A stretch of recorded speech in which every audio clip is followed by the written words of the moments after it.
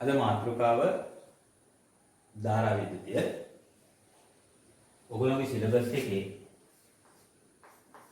Unit 8 current electricity ධාරා විද්‍යුතිය.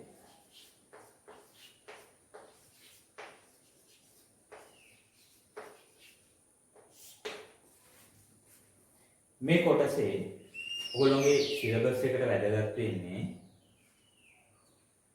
විභාග ප්‍රශ්න පත්‍රයේ සෑම වසරකම වගේ MCQ ප්‍රශ්න 6ක් හෝ 8ක් එන්න පුළුවන්. ඉතින් අපිට ලකුණු වලට යන්න පුළුවන් 100න් 6ක් හෝ 8ක්. 100ට 6ක් හෝ 8ක්. ඊට අමතරව අනිවාර්ය ව්‍යුහගත රචනාවක්. අනිවාර්ය ව්‍යුහගත රචනාවක් වෙනවා. ඒ ප්‍රශ්නය අනිවාර්ය ප්‍රශ්නයක්. බොහෝ දුරට ව්‍යුහගත රචනා ප්‍රශ්න පත්‍රයේ 4 වෙනි ප්‍රශ්නයේ විදිහට මේ ප්‍රශ්නය ලැබෙන්න පුළුවන්. 100ට මේ ප්‍රශ්නේ කරොත් ලකුණු 5ක් ගන්න පුළුවන්. يعني පේපර් එකේම ලකුණු 100ක් දෙනම ලැබෙනවා නම් ඒ 5ක් මේ ප්‍රශ්නේ හරියට කරගත්තොත් ඔබට ලබා ගන්න පුළුවන්.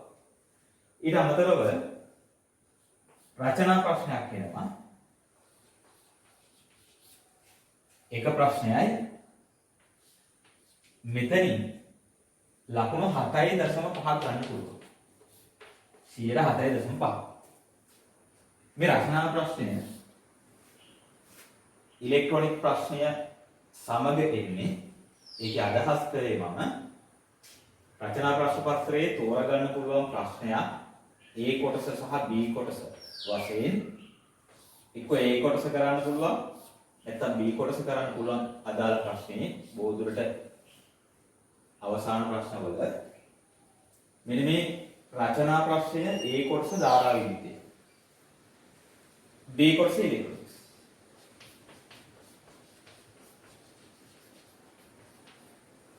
එනිසා මේ රචනා ප්‍රශ්නය කරොත් ලකුණු 7.5යි.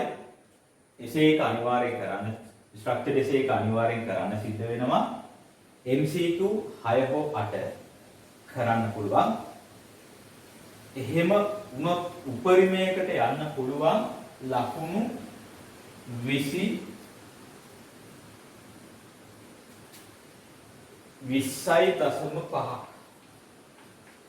උපරිමයකට යන්න පුළුවන් 100. එතකොට ඔබට තේරෙන්න ඕන ධාරා විද්‍යුතයේ පාඩම කෙතරම් වැදගත්ද යන්න. මේ පාඩම මම ඔයගොල්ලන්ට කරගෙන යන්නේ මම මේ වෙද්දි මේ පාඩමට අදාළව පොත් 5ක් ලියලා තියෙනවා. සියල්ලගේම පසුගිය විභාග බහුවර්ණ ප්‍රශ්න. සියල්ලගේම තියෙන පහුගිය විභාග බහුවර්ණ ප්‍රශ්න. පොත් 5ක් තියෙනවා. පළවෙනි පොතෙන්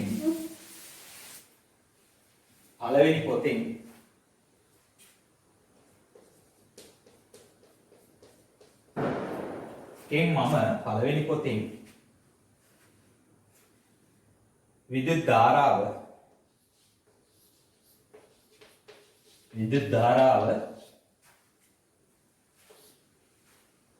ප්‍රතිරෝධය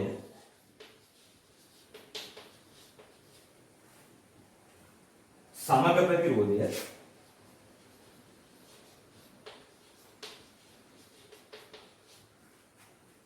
ඊට අමතරව විභව විභාජනය මෙන්න මේ කොටස ආවරණය කරලා තියෙනවා. මේ කොටසට අදාළව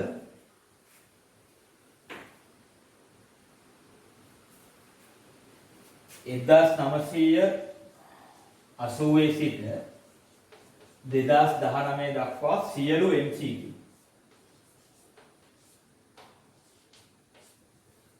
ප්‍රශ්න සඳහා විවරණ ඉදිරිපත් කරලා තියෙනවා. විවරණ ඉදිරිපත් කරලා තියෙනවා. සෑම ප්‍රශ්නයක්ම විභාගයේ ලැබිච්ච විදිහටම නිර්වුල් නිවැරදි රූප සටහන් ප්‍රශ්න නිවැරදි රූප සටහන් නිවැරදි ඊට අමතරව නිවැරදි පිළිතුරු සහ සරල මට්ටමේ ඉඳලා ආරම්භ කරලා හොඳ විවරණයක් අන්තර්ගත කරලා තියෙනවා. කෙටි ක්‍රමත් ඇතුළත්ව.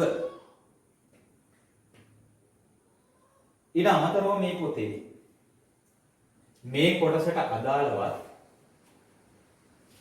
තව MCQ type විදිහට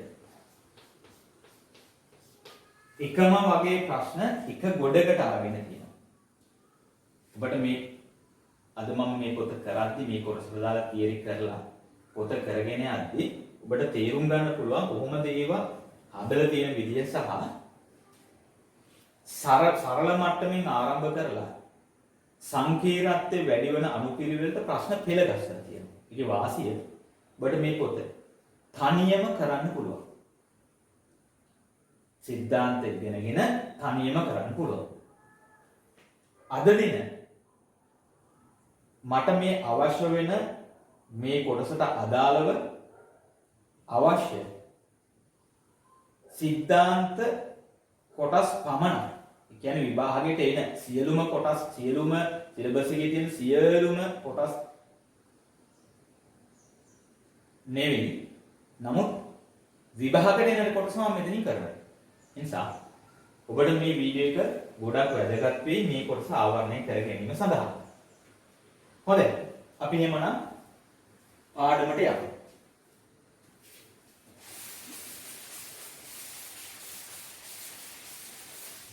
මම මේ කොටස කරගෙන යද්දී highlight කරනවා වැදගත් කොටස්. ඒ නිසා ඔබ කෙටි සටහනක් හදා ගන්න මම ඔබට උදව් කරනවා. නිසා ඔබ කඩදාසි පොලයක් නැත්නම් පොතක් අරගෙන ලෑස්ති වුණා නම් වඩා වැදගත්. හොඳයි. මම මේ කොටසට අදාළව මුලින්ම කරන්නේ විද්‍යුත් ප්‍රතිරෝධය සම්බන්ධව. විද්‍යුත් ප්‍රතිරෝධය සාමාන්‍යයෙන් සිද්ධාන්ත පන්තියක කරගෙන යන පිළිවෙලට නෙවෙයි මම කරන්නේ. විභාගයට වැදගත් වෙන කොටස් ටික තමයි මම මෙතනදී කරන්නේ. අපි ප්‍රතිරෝධය සංකේතවත් කරනවා කැපිටල් R වලින්. විද්‍යුත් ප්‍රතිරෝධය කියන භෞතික රාශිය සංකේතවත් කරනවා කැපිටල් R වලින්. මෙයාගේ ඒකක විදිහට අපි පාවිච්චි කරනවා ඕම්. විද්‍යුත් ප්‍රතිරෝධයේ ඒකක ඕම්. මොකද්ද විද්‍යුත් ප්‍රතිරෝධය කියලා කියන්නේ? අපි දන්නවා විදුලි ධාරාවක් ඇතිවීමට නම් විද්‍යුත් ගාමක බල ප්‍රභවයක් එහෙම නැත්නම් ප්‍රතිරෝධකයක් අතරට විභවාන්තරයක් ඇති කරන්න පුළුවන් උපාංගයක්. ඒවට කියනවා අපි විද්‍යුත් ගාමක බල ප්‍රභවයක්. උදාහරණයක් විදිහටම කෝෂයක් පාවිච්චි කරනවා. මෙන්න ප්‍රතිරෝධකය. එතකොට ධාරාවක් ධනාත්මයෙන් ඉවතට ධාරාවක් ගලනවා. මේ කාරණා ධාරාව ප්‍රතිරෝධය විද්‍යුත් ගාමක බල ප්‍රභව යන්න ඔබ මේ වන විට ඉගෙනගෙන තියෙන්නේ. හේතුව මම බලාපොරොත්තු වෙනවා සිද්ධාන්ත පන්තියකට සහභාගී වෙලා ඒ කොටස් ආවරණය කරගනිපු දරුවෝ මේ පාඩම දැන් අධ්‍යයනය කරනවා ඇති කියත්. ඒ නිසා මොකද සිද්ධාන්ත පන්තියකදී අපි කරන්නේ ඒ විද්‍යුත් ප්‍රතිරෝධය ධාරාව මේ භෞතික රාශි වලට හුරු කරනවා. එහෙම හුරු වෙච්ච ළමයි ඒ කියන්නේ මේ භෞතික රාශිය දන්නේ සිද්ධාන්ත පන්තියේ හිටියට පස්සේ ඉගෙන ගත්තට පස්සේ. ඒ ළමයිට තමයි මම මේ උගන්වගෙන යන්නේ. ඒ ළමයින්ට තියෙන ප්‍රශ්නය සිද්ධාන්ත පන්තියේ හිටියත් ගැටළු විසඳන්න බෑ හේතුව විභාගෙදී අහන කොටස් ටික මොනවද කියලා හරි අවබෝධයක් නැහැ. ඔක්කොම පාඩම් කරන එක කරන්නේ. මේ වීඩියෝ එක බලුවට පස්සේ ඔයගොල්ලන්ට තේරෙනවා විභාගෙදී අවශ්‍ය මොනවද අත්‍යවශ්‍ය මොනවද කියලා කාරණා. නිසා මට ඒ කොටස් ටික highlight කරලා ගැටළු විසඳන විදිහ තමයි පෙන්නලා දෙන්න ඕනේ. මෙතනදී මම ඒක තමයි කරන්නේ. අපි දන්නවා ධාරාව ගමන් කරනවා ධාරාවට ඇතිවන බාධාව තමයි අපි සරලව ප්‍රතිරෝධ විදිහට හඳුන්වලා දෙන්න පුළුවන් වෙන්නේ. ඒක ප්‍රතිරෝධයේ අර්ථ දක්වනවා මේ ධාරාවට ඇතිවන බාධාව. ඉතින් ඒ වගේ සන්නායකයකටත් දැන් මෙතන නම් ප්‍රතිරෝධයක් තියෙන උපාංකයක් තමයි මේ ප්‍රතිරෝධකයක් විතර පාවිච්චි කරලා තියෙන්නේ. ඊට අමතරව සන්නායක වලට ප්‍රතිරෝධය තියෙනවා. අපි සන්නායකයක් ගත්තොත් මම කෙලින්ම අවශ්‍ය පොයින්ට් එකට එනවා. සන්නායකයක් ගත්තොත් මෙන්න මේ සන්නායකේ මම ගන්නෙ සන්නායක විදුලිය ගමන් කරන පදාර්ථ කොටසක් ඝන පදාර්ථ කොටසක් පිටුමු ලෝහයක් ගන්නවා කියලා. මෙයාට ප්‍රතිරෝධයක් තියෙනවා. මෙයාගේ ප්‍රතිරෝධය කරුණු ගණනාවක් මත රඳා පවතිනවා. අපි හිතමු මෙන්න මේ ලක්ෂ දෙකේ ප්‍රතිරෝධය කියලා A ලක්ෂය මෙන්න B ලක්ෂය මෙන්න මේ දෙකලවර අතර ප්‍රතිරෝධය කියලා අපි හිතමු. මේ ප්‍රතිරෝධය කරුණු කිහිපයක් මත රඳා පවතින සන්නායකයක නම් එකක් තමයි උෂ්ණත්වය.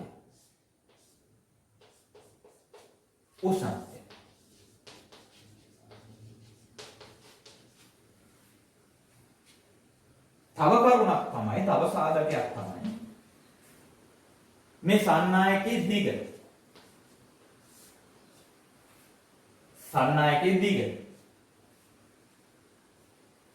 තවත් කරුණක් තමයි මෙයාගේ හරස් කඩ වර්ගඵලය.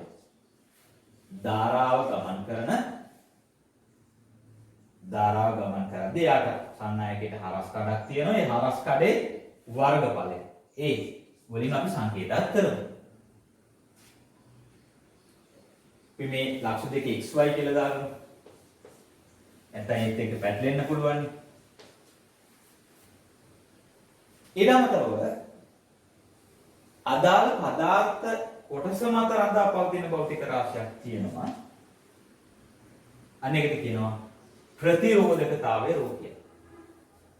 මේ භෞතික රාශියට කියනවා ප්‍රතිරෝධකතාවයේ රූපය. ඉතින් මෙන්න මේ කරුණු මත ප්‍රතිරෝධය රඳා පවතිනවා. එතනින් මේ උෂ්ණත්වය මත ප්‍රතිරෝධයේ රඳා පැවැත්ම අපි පසුව අධ්‍යයනය කරමු. දැනට මෙන්න මේ කොටස ගමු. දැනට දිග හරස් කඩ වර්ගඵලය සහ මාධ්‍ය මත රඳා පවතින ප්‍රතිරෝධකතාවය කියන භෞතික රාශිය අතර ප්‍රතිරෝධකතාවය කියන භෞතික රාශිය සහ ප්‍රතිරෝධය අතර සම්බන්ධතාවය අපි අරගමු. මේ අතර සම්බන්ධතාවය R සමානයි ρ L බෙදීම A. මෙන්න මෙහෙම සම්බන්ධතාවයක් තියෙනවා. ප්‍රතිරෝධය රඳා පවතිනවා. දිග මත සන්නායක බැලේ හරස් කඩ වර්ගඵලය සහ ඒ මාධ්‍ය හදලා තියෙන ප්‍රතිරෝධක තාව මත රඳා පවතිනවා. ඉතින් මේ කොටසින් අපිට ගැටලු විසඳන්න පුළුවන්. මේ සූත්‍රය ඔබ සිද්ධාන්ත පන්තියේ ඉගෙනගෙන ඇති. මේ කොටසින් ගැටලු විසඳන්න තමයි අපි මුලින්ම අද ලෑස්ති වෙන්නේ. හොඳයි. එමනම් මේ කොටසින් ගැටලු විසඳගෙන යමු. මේ කොටසින් ගැටලු විසඳගෙන යමු.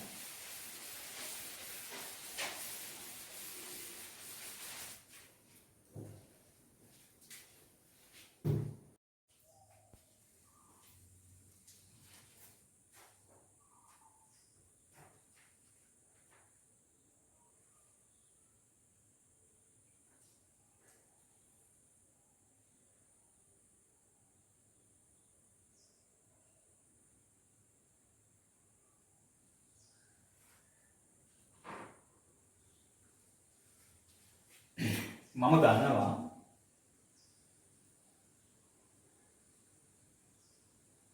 1980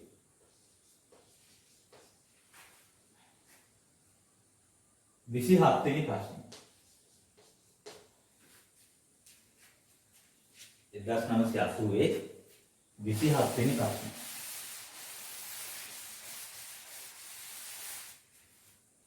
ප්‍රශ්නේ කියලා තියෙනවා තඹ කම්බියක ප්‍රතිරෝධය ohm 10යි. කම්බියක ප්‍රතිරෝධය ohm 10යි.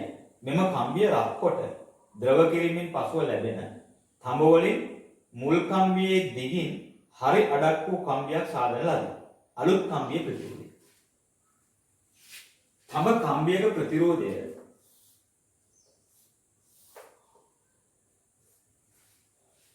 R සමානයි ohm 10යි.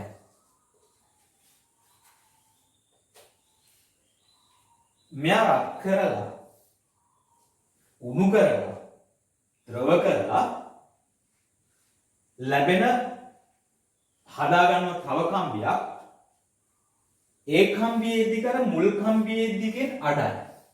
එමනම් දිගෙන් අඩයි. දිග අඩක් වෙනකොට එකක් මහත කම්බියක් වෙන්න ඕන. අපි මෙයාගේ දිගේ L කියලා දාගමු. එමනම් මෙයාගේ දිග කොච්චරද? L බෙදීම 2යි. අපෙන් අහන්නේ මෙන්න මේ කම්බියේ ප්‍රතිරෝධය කොච්චරද? මේ කම්බියේ ප්‍රතිරෝධය කොච්චරද? අපි මේ හදන්නේ 80 27 වෙනි ප්‍රශ්නය.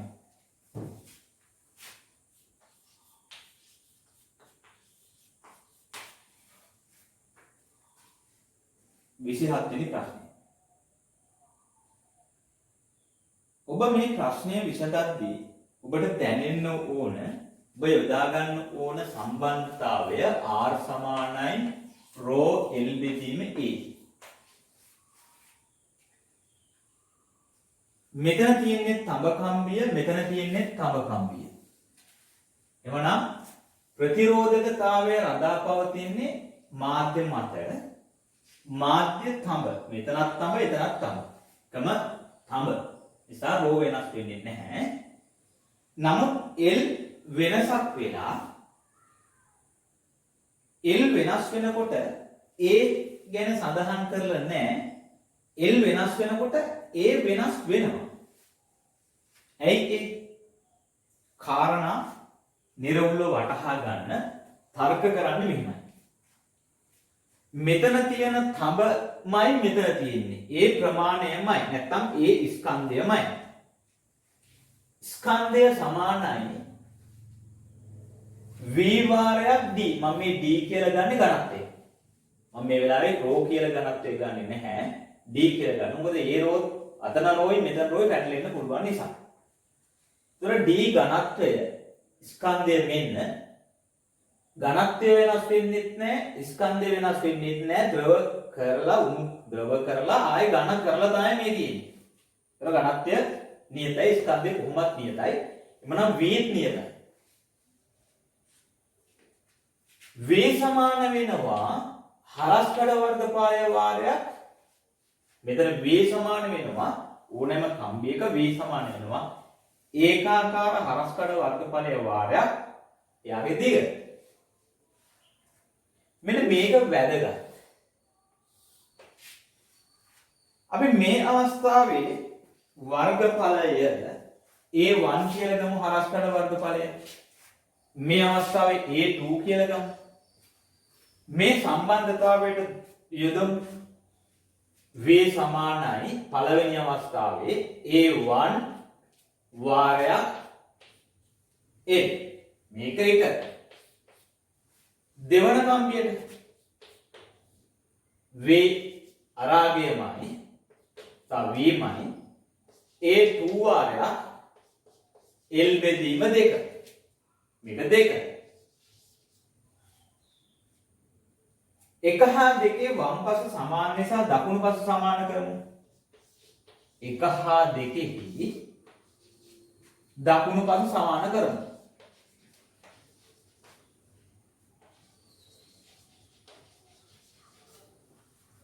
බලන්න. A1 L සමානයි A2 L බෙදීම 2. L ට L කැපෙනවා. A2 සමානයි 2යි A1. අනේ සම්බන්ධතාවය වැදගත්. A2 සමානයි 2යි A1. මේක අපි 3 කියලා ගමු. දැන්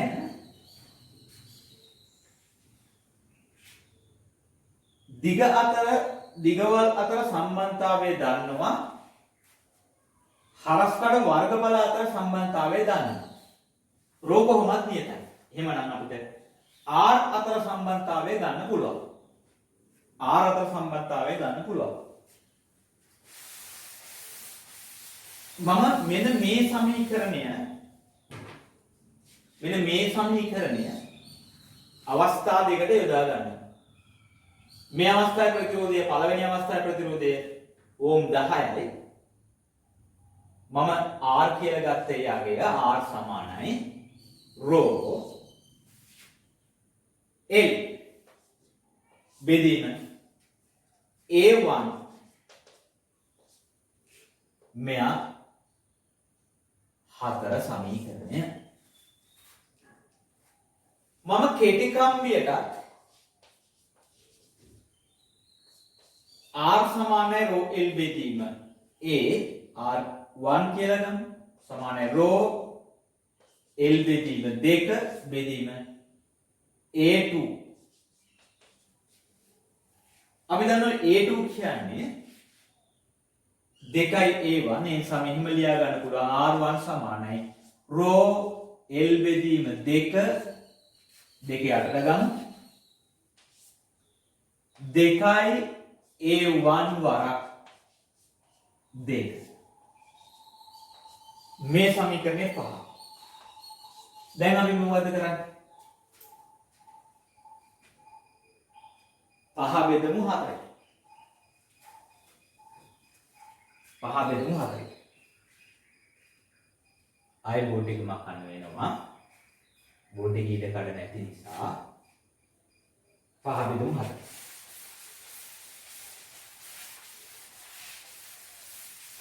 මේ කොටසින් හදන්න.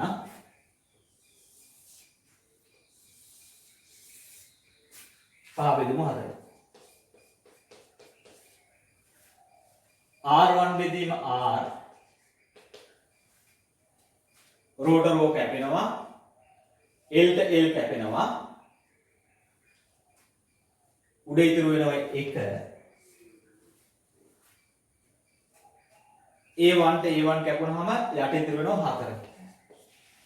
මන R1 සමානයි R බෙදීම 4. R වලගේ දීලා තියෙනවා 10යි ඕම් කියලා. සමානයි 10 4ෙන් බෙදුවම 2.5යි ඕම්. පිළිතුර 2.5යි ඕම්. අදාළ ප්‍රශ්නේ තුන්වෙනි පිළිතුර විදිහට ඕම් 2.5 තියෙන තුර අපිට තෝරගන්න පුළුවන් 80 වෙනි ප්‍රශ්නයට පිළිතුර 3.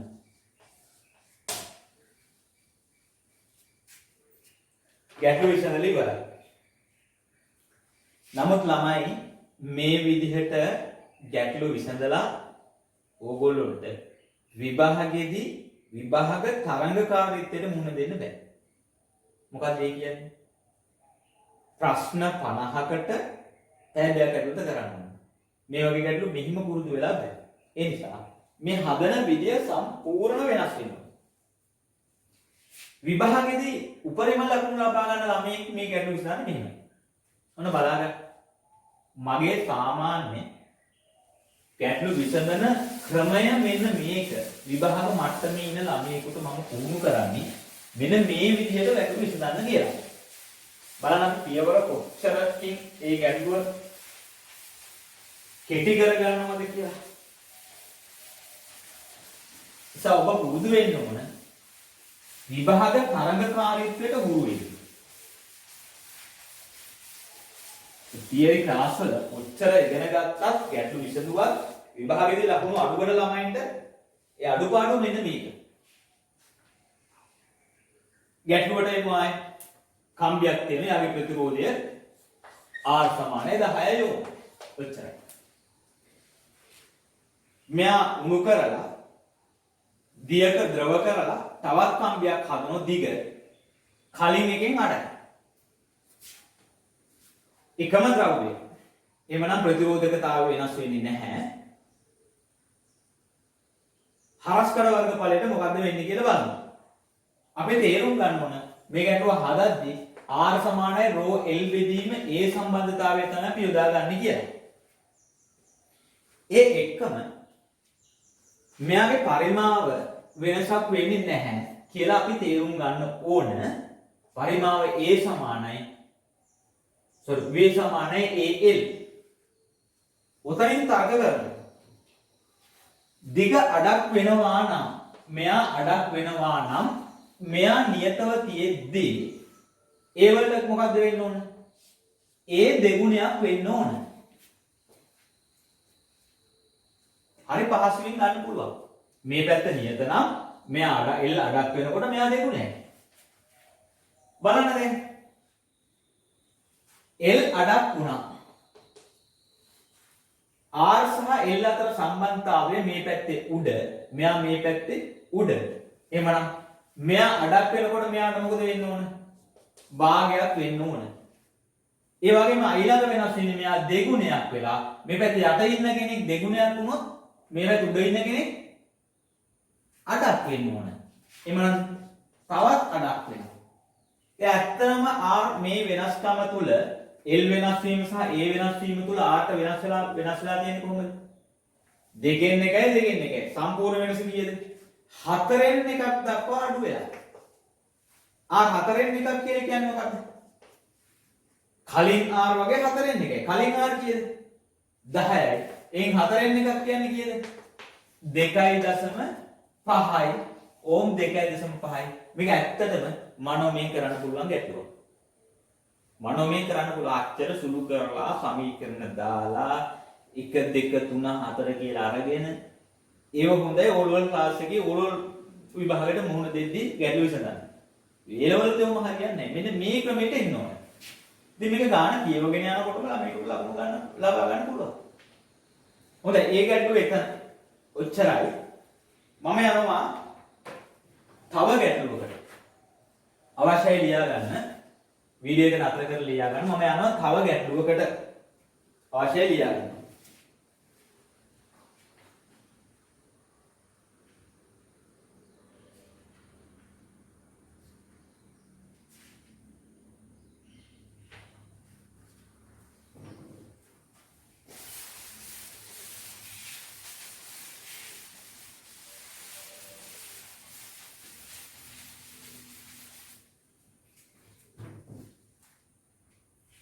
මම යනවා 87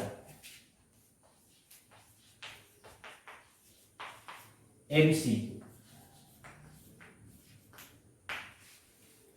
මේ ප්‍රශ්නේ අහන්නේ දිග L වූ සිලින්ඩරාකාර තඹ දණ්ඩකින් දිග 2L වූ අලුත් දණ්ඩක් නැවත සාදා ගනු ලැබේ. L වෙච්ච සිලින්ඩරාකාර තඹ දණ්ඩක්. L වෙච්ච සිලින්ඩරාකාර තඹ දණ්ඩක්. 2L වෙච්ච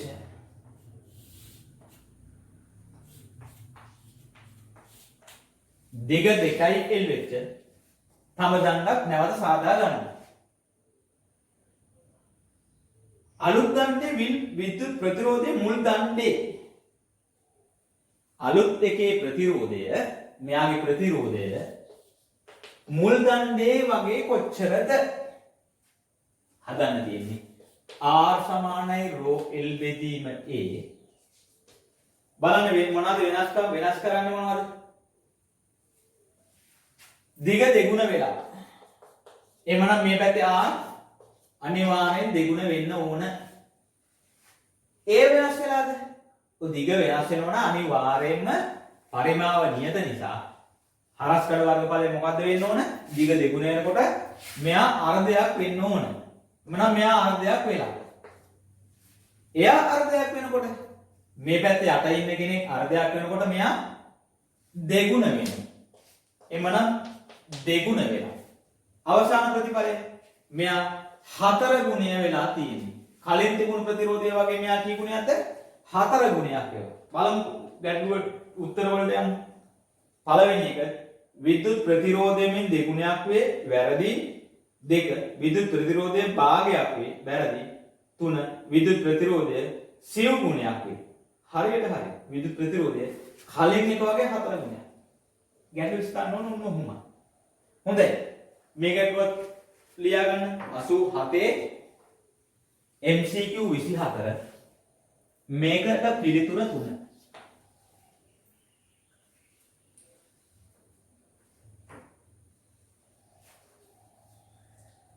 හරි ළමයි මම මේ කරන්නේ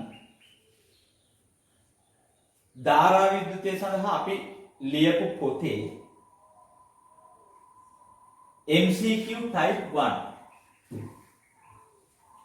MCQ type 1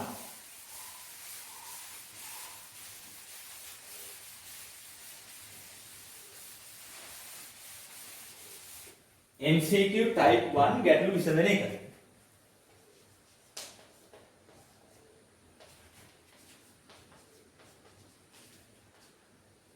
type 1 ගැටලු විසඳන එක. මේකේ ගැටලු තියෙනවා මේ පොතේ print කරපු අනුපිළිවෙලට ප්‍රශ්නාංක 1 15 34 64 60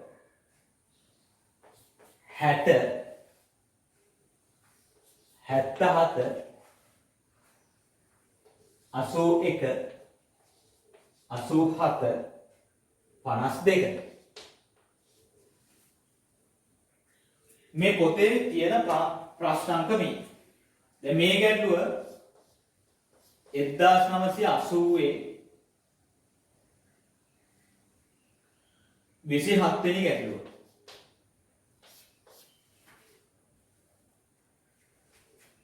ප්‍රශ්නාංක 15 මම දෙවනුව හැදුවේ.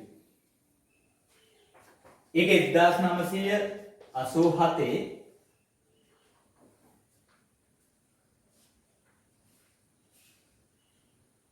24 වෙනි ගැටලුව. මේකේ අහලා තිබ්බේ මොකක්ද? දිග අඩක් කරලා තිබ්බා. භාගයක් කරලා. මේකේ මොකද්ද? ප්‍රතිරෝධය මොකද්ද වෙන්නේ කියලා අහලා තිබ්බා. මේ ගැටලුවේ මොකද්ද? දිග දෙගුණ කරලා. ප්‍රතිරෝධය මොකද්ද වෙන්නේ කියලා අහලා තිබ්බා. මේ ප්‍රශ්නේ විලෝමය මේක. අනිත් පැත්ත. අපි මේක හැදුවා ඊළඟට මේක හැදුවා 34 64 ආදී වශයෙන් එකම ටයිප් එකේ ගැටලු එක පෙරට අරගෙන තියෙනවා. ඒතර මේ කොටසටම හදාන්න තියෙන ওই සම්බන්ධතාවය. ඒකේ සංකීර්ණත්වය වැඩි වෙන පිළිවෙලට තමයි මම ප්‍රශ්න ටික බෙලගස්සලා තියෙන්නේ. ඔබට සමීකරණය දන්නවනම් සමීකරණය ගැන හොඳ අවබෝධයක් තියෙනවනම් විවිධ පැතිවලට මේ ටයිප් එකේදී පෙරලා ගන්න පුළුවන්. පෙරලා ගැටලු විසඳන්න ඕන. ඒක එකම විදිහේ ගැටලු මේ විදිහට හදනකොට එන්න ඔයගොල්ලෝගේ වේගය වැඩි දියුණු කරගන්න. මොකද වේගය හදාගන්න එක හරි වැදගත්. වේගය වැඩි කරගන්න. බලමු අපි ඊළඟ ගැටලුවට ප්‍රශ්නාංක 34ට මේ පොතේ විදිහට 34. නමුත් ඔයගොල්ලෝගේ ළඟ මේ පොත නැත්නම් ඔයගොල්ලෝ පෙරලා ගන්න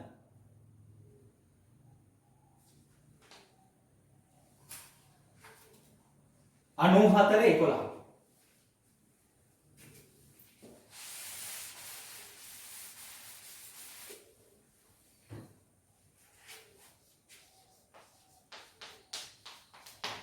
11 මේ පොතේ විදිහට ප්‍රශ්නාංක 37 මේ පොතේ සෑම ප්‍රශ්නයක්ම විවරණය කරලා තියෙනවා සවුගලට මේ පොත තිබ්බනම් තනියෙන් ගැටලු ටික විසඳන්නත් පුළුවන්. මම මේ පොත් තියන අයට ගැටලු විසඳීම පහසු කරලීම තමයි මේ වීඩියෝ මාලාවෙන් කරගෙන යන්නේ. 9411 ඒකාකාර හරස් කඩක් හා එකම ද්‍රව්‍යයෙන් සාදා ඇති AB සන්නායක දෙකක්. එක හා සමාන පරිමා ඇත. AB සන්නායක දෙකක් එක හා සමාන පරිමා තියෙනවා. AE හරස්කඩ වර්ගඵලය මෙන් AE හරස්කඩ වර්ගඵලය BE හරස්කඩ වර්ගඵලය මෙන් 4 ගුණයක්. B ගේ හරස්කඩ වර්ගඵලය වගේ මේ B මෙයාගේ වර්ගඵලය වගේ මෙයාගේ 4 ගුණයක්.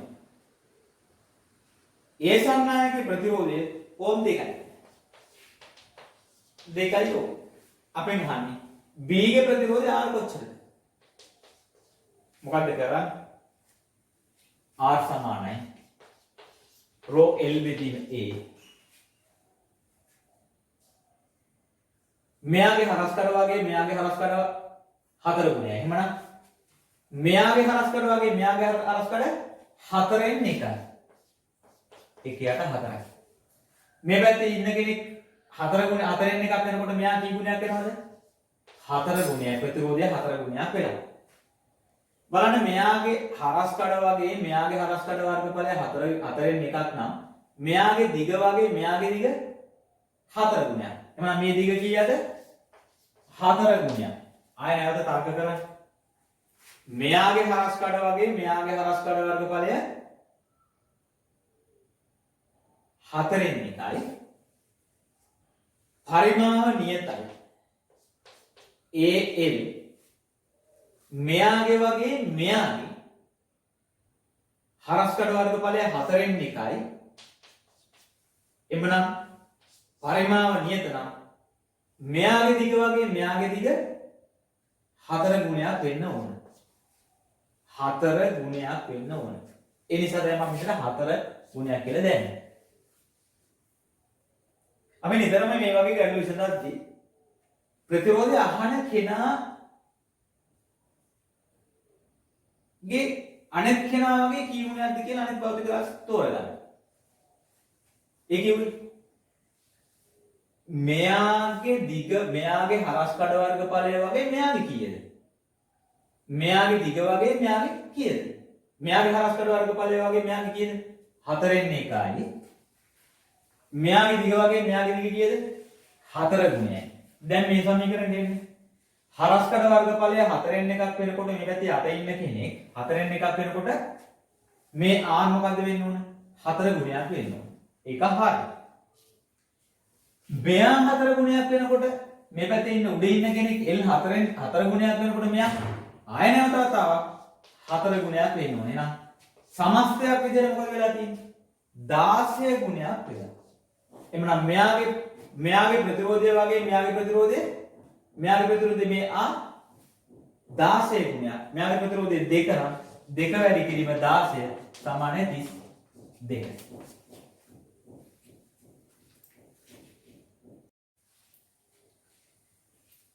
දැන් ඔබට වැටහෙන්න ඕන මෙවැනි ගැටලු විසඳද්දී පොදු මූලික ලක්ෂණ කිහිපයක් තියෙනවා. ඒ කාරණාව ඔබට මෙතනින් වටහා ගන්න. නැවතත් මේ ප්‍රශ්නේ පිළිතුරු ටික මකලා ප්‍රශ්නයට ආයෙ යොමු වෙනවා.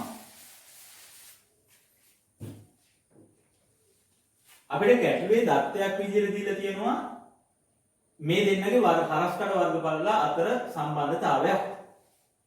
ඒකෙදි කියන්නේ මෙයාගේ හරස්කඩ වර්ගඵලයෙන් මෙයාගේ හරස්කඩ වර්ගඵලය 4න් එකයි. ඒතර අපි ඒ වල සම්බන්ධතාවය දන්නවා. ඒ වල සම්බන්ධතාවය අපි දන්නවා. නමුත් දිග ගැන සඳහනක් නැහැ. ඒ නිසා දිග අතර සම්බන්ධතාවය අපි හොයා ගන්න ඕනේ. මේක අපි සම්බන්ධතාවය සකස් කර ගන්න ඕනේ. හදා ගන්න ඕනේ. අපෙන් අහන්නේ මේ දෙන්නගේ ප්‍රතිරෝධ අතර සම්බන්ධතාවයනේ. මෙයාගේ ප්‍රතිරෝධය ඕම් 2ක් කියලා දීලා තියෙනවා. මෙයාගේ ප්‍රතිරෝධය R අපෙන් අහනවා කොච්චරද? අනේ එතනින් පටන් ගන්න ඕනේ. R අහන්නේ මෙන්න මෙයාගේනේ. අවසාන වශයෙන් R සමානයි rho L බෙදීම A සම්බන්ධතාවය දාලා හොයාගන්නේ rho L බෙදීම A සම්බන්ධතාවය දාලා හොයාගන්නේ මෙන්න මේ B ගේ. ඒ නිසා අපි හැම වෙලාවෙම මේ සමීකරණය ආදේශ කරන්නේ B ට. ආයෙ නැවත කියන්න.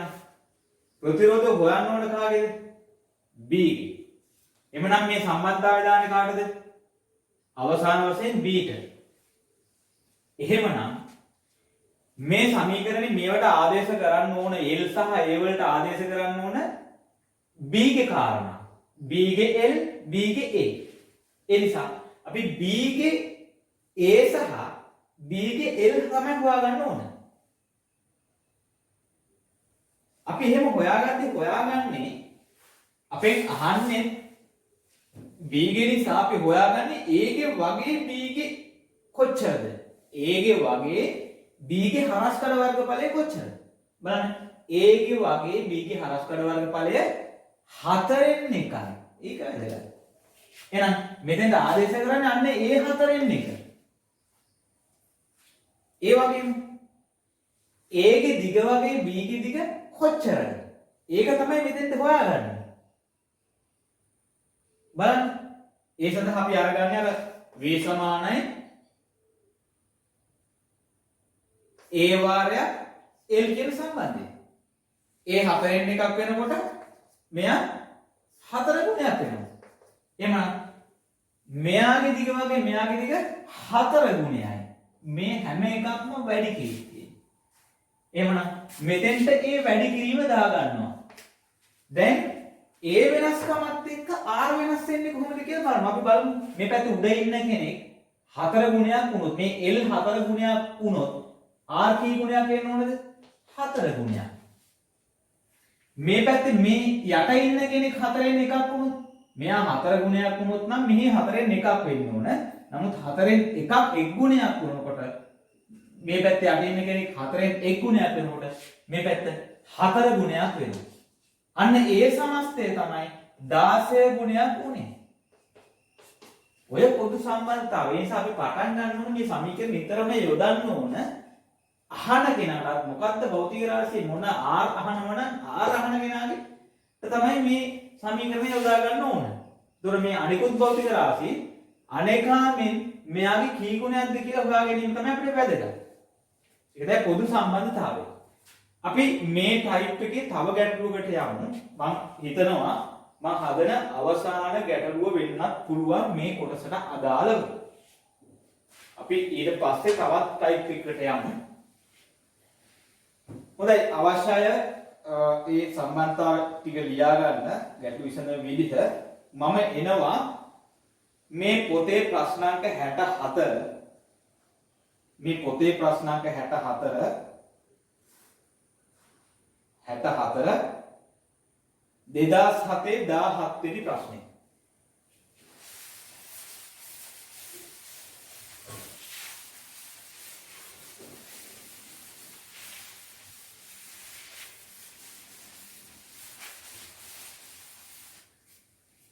දෙදාස් හතේ දා හත්වෙනි ගැටලුව.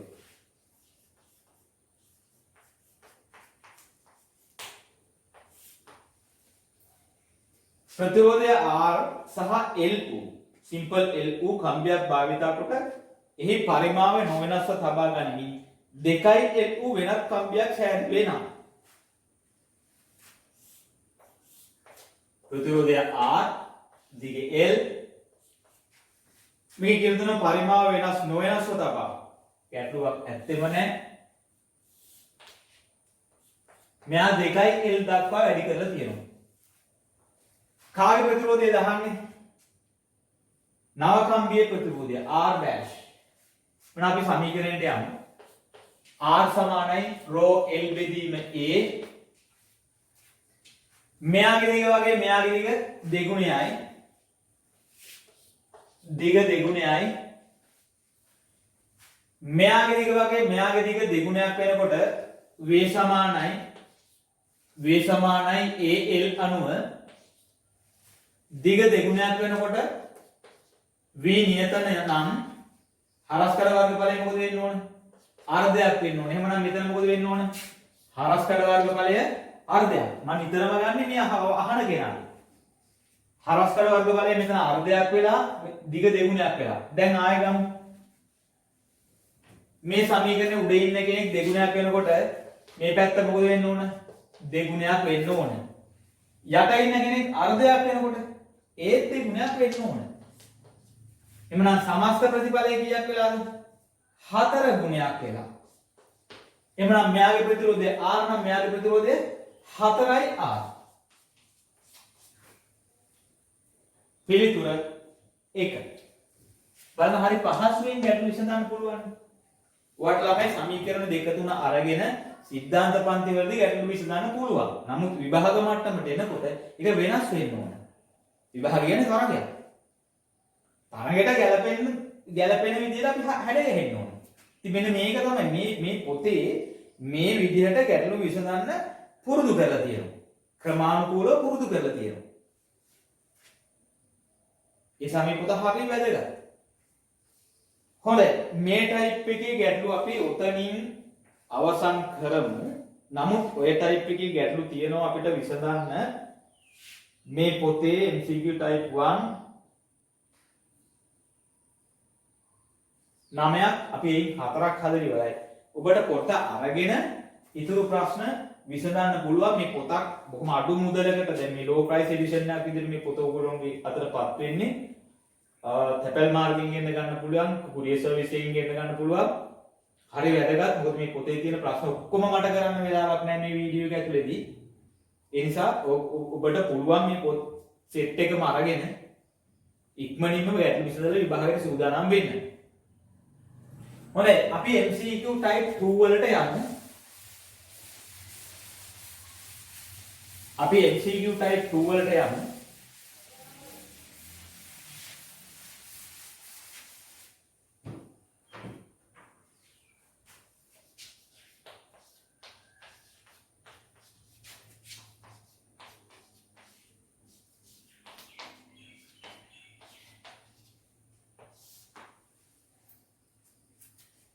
ඒක අලුත් ටයිප් එකක් අලුත් විදිහේ ගැටළු අර සමීකරණයෙන් හදන්න බෑ. අපි ගැටළු වලට යමු.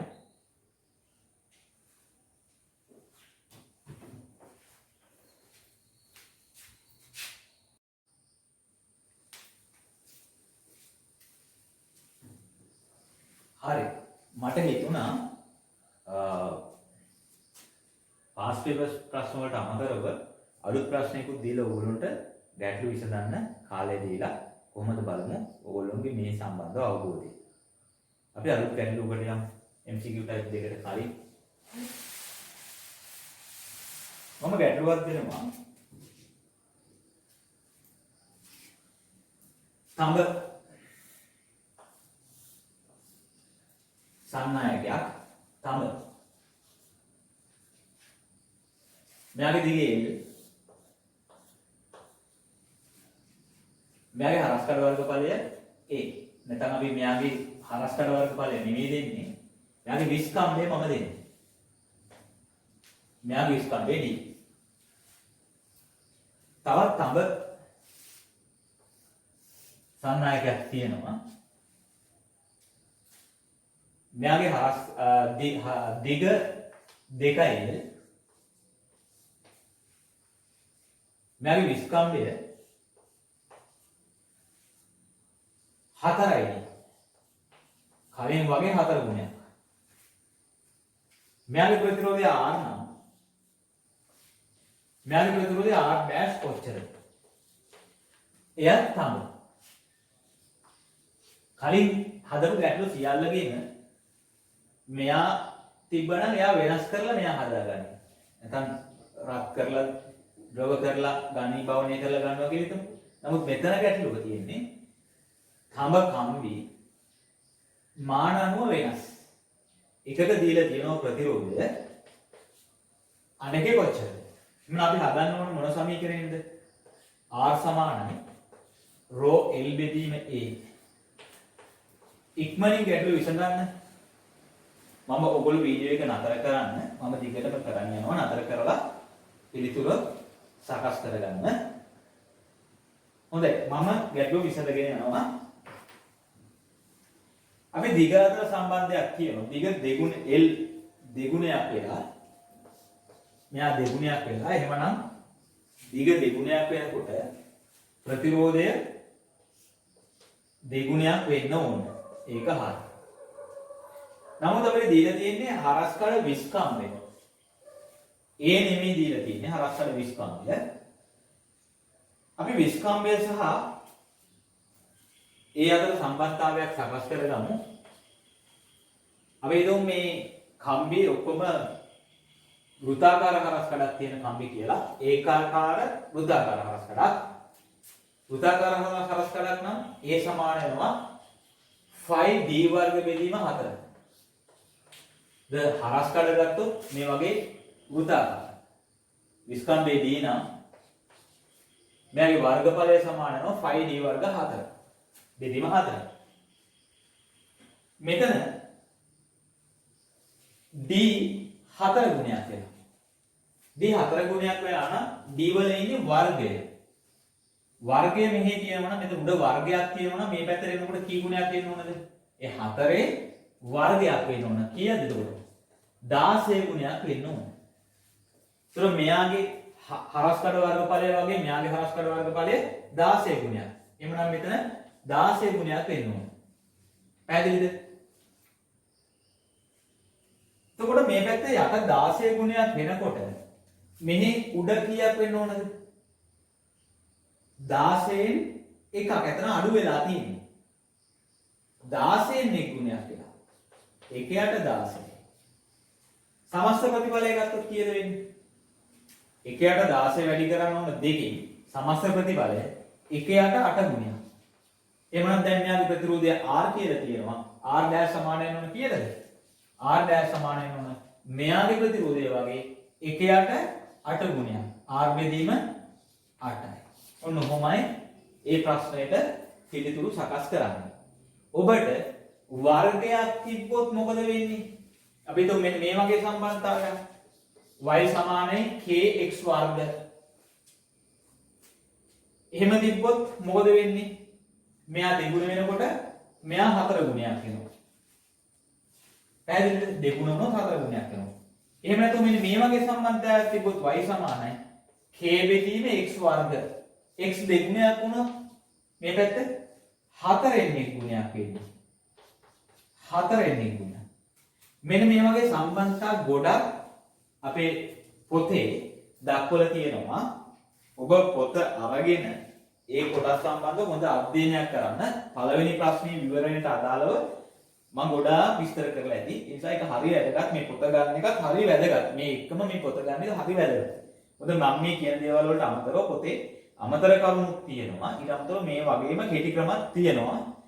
දක්වලා තියෙනවා. ඒ නිසා මේ පොත ගන්න එකත් මට ඕන ඔයගොල්ලෝ මේ පොත ගන්න දිරිමත් කරන්න. පොතක් සාමාන්‍ය මේ පොත නම් රුපියල් 200ක් වෙන්නේ. මේකේ තියෙනවා විද්‍යුත් ධාරාව ප්‍රතිරෝධය හා ඕම් නියමයට අදාළ ඒ කොටස් ටික. ප්‍රශ්න මේකේ තියෙනවා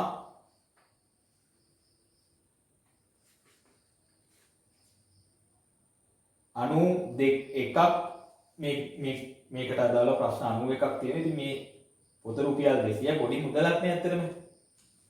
මේ මිල කරලා තියෙන්නේ බොහොම මේ ලෝ ප්‍රයිස් එඩිෂන් එකක් විදිහට. ලොකු බුක් ෂොප් වල මේක ගන්නත් නැහැ. ලොකු බුක් ෂොප් වල මේක දාන්නත් බෑ. මොකද මේකේ මිල අඩු නිසා. ඩිරෙක්ට් සේල් එකක් වෙන්නේ ඇත්තටම. පන්ති ටියුෂන් ක්ලාසස් වලට අරන් යන වෙලාවට එහෙම ගන්නත් පුළුවන්. එහෙම නැත්නම් තැපෑලෙන් ගන්න පුළුවන්. එහෙම නැත්නම් කුරියර් සර්විස් එකෙන් ගන්න පුළුවන්. අරගන්න මේක ගොඩාක් හරි වටින පොතක්. ඒ නිසා ලංකාවේ ගොඩාක් ගුරුවරු ප්‍රසිද්ධ ගුරුවරු මේක රෙකමන්ඩ් කරනවා. පොත් ගන්න කියලා තමන්ගේ පන්තියේ ළමයින්ට. මොකද පහසුයිනේ ඇත්තටම. හොඳයි. අපි එහෙමනම් යමු MCQ type 2 වලට.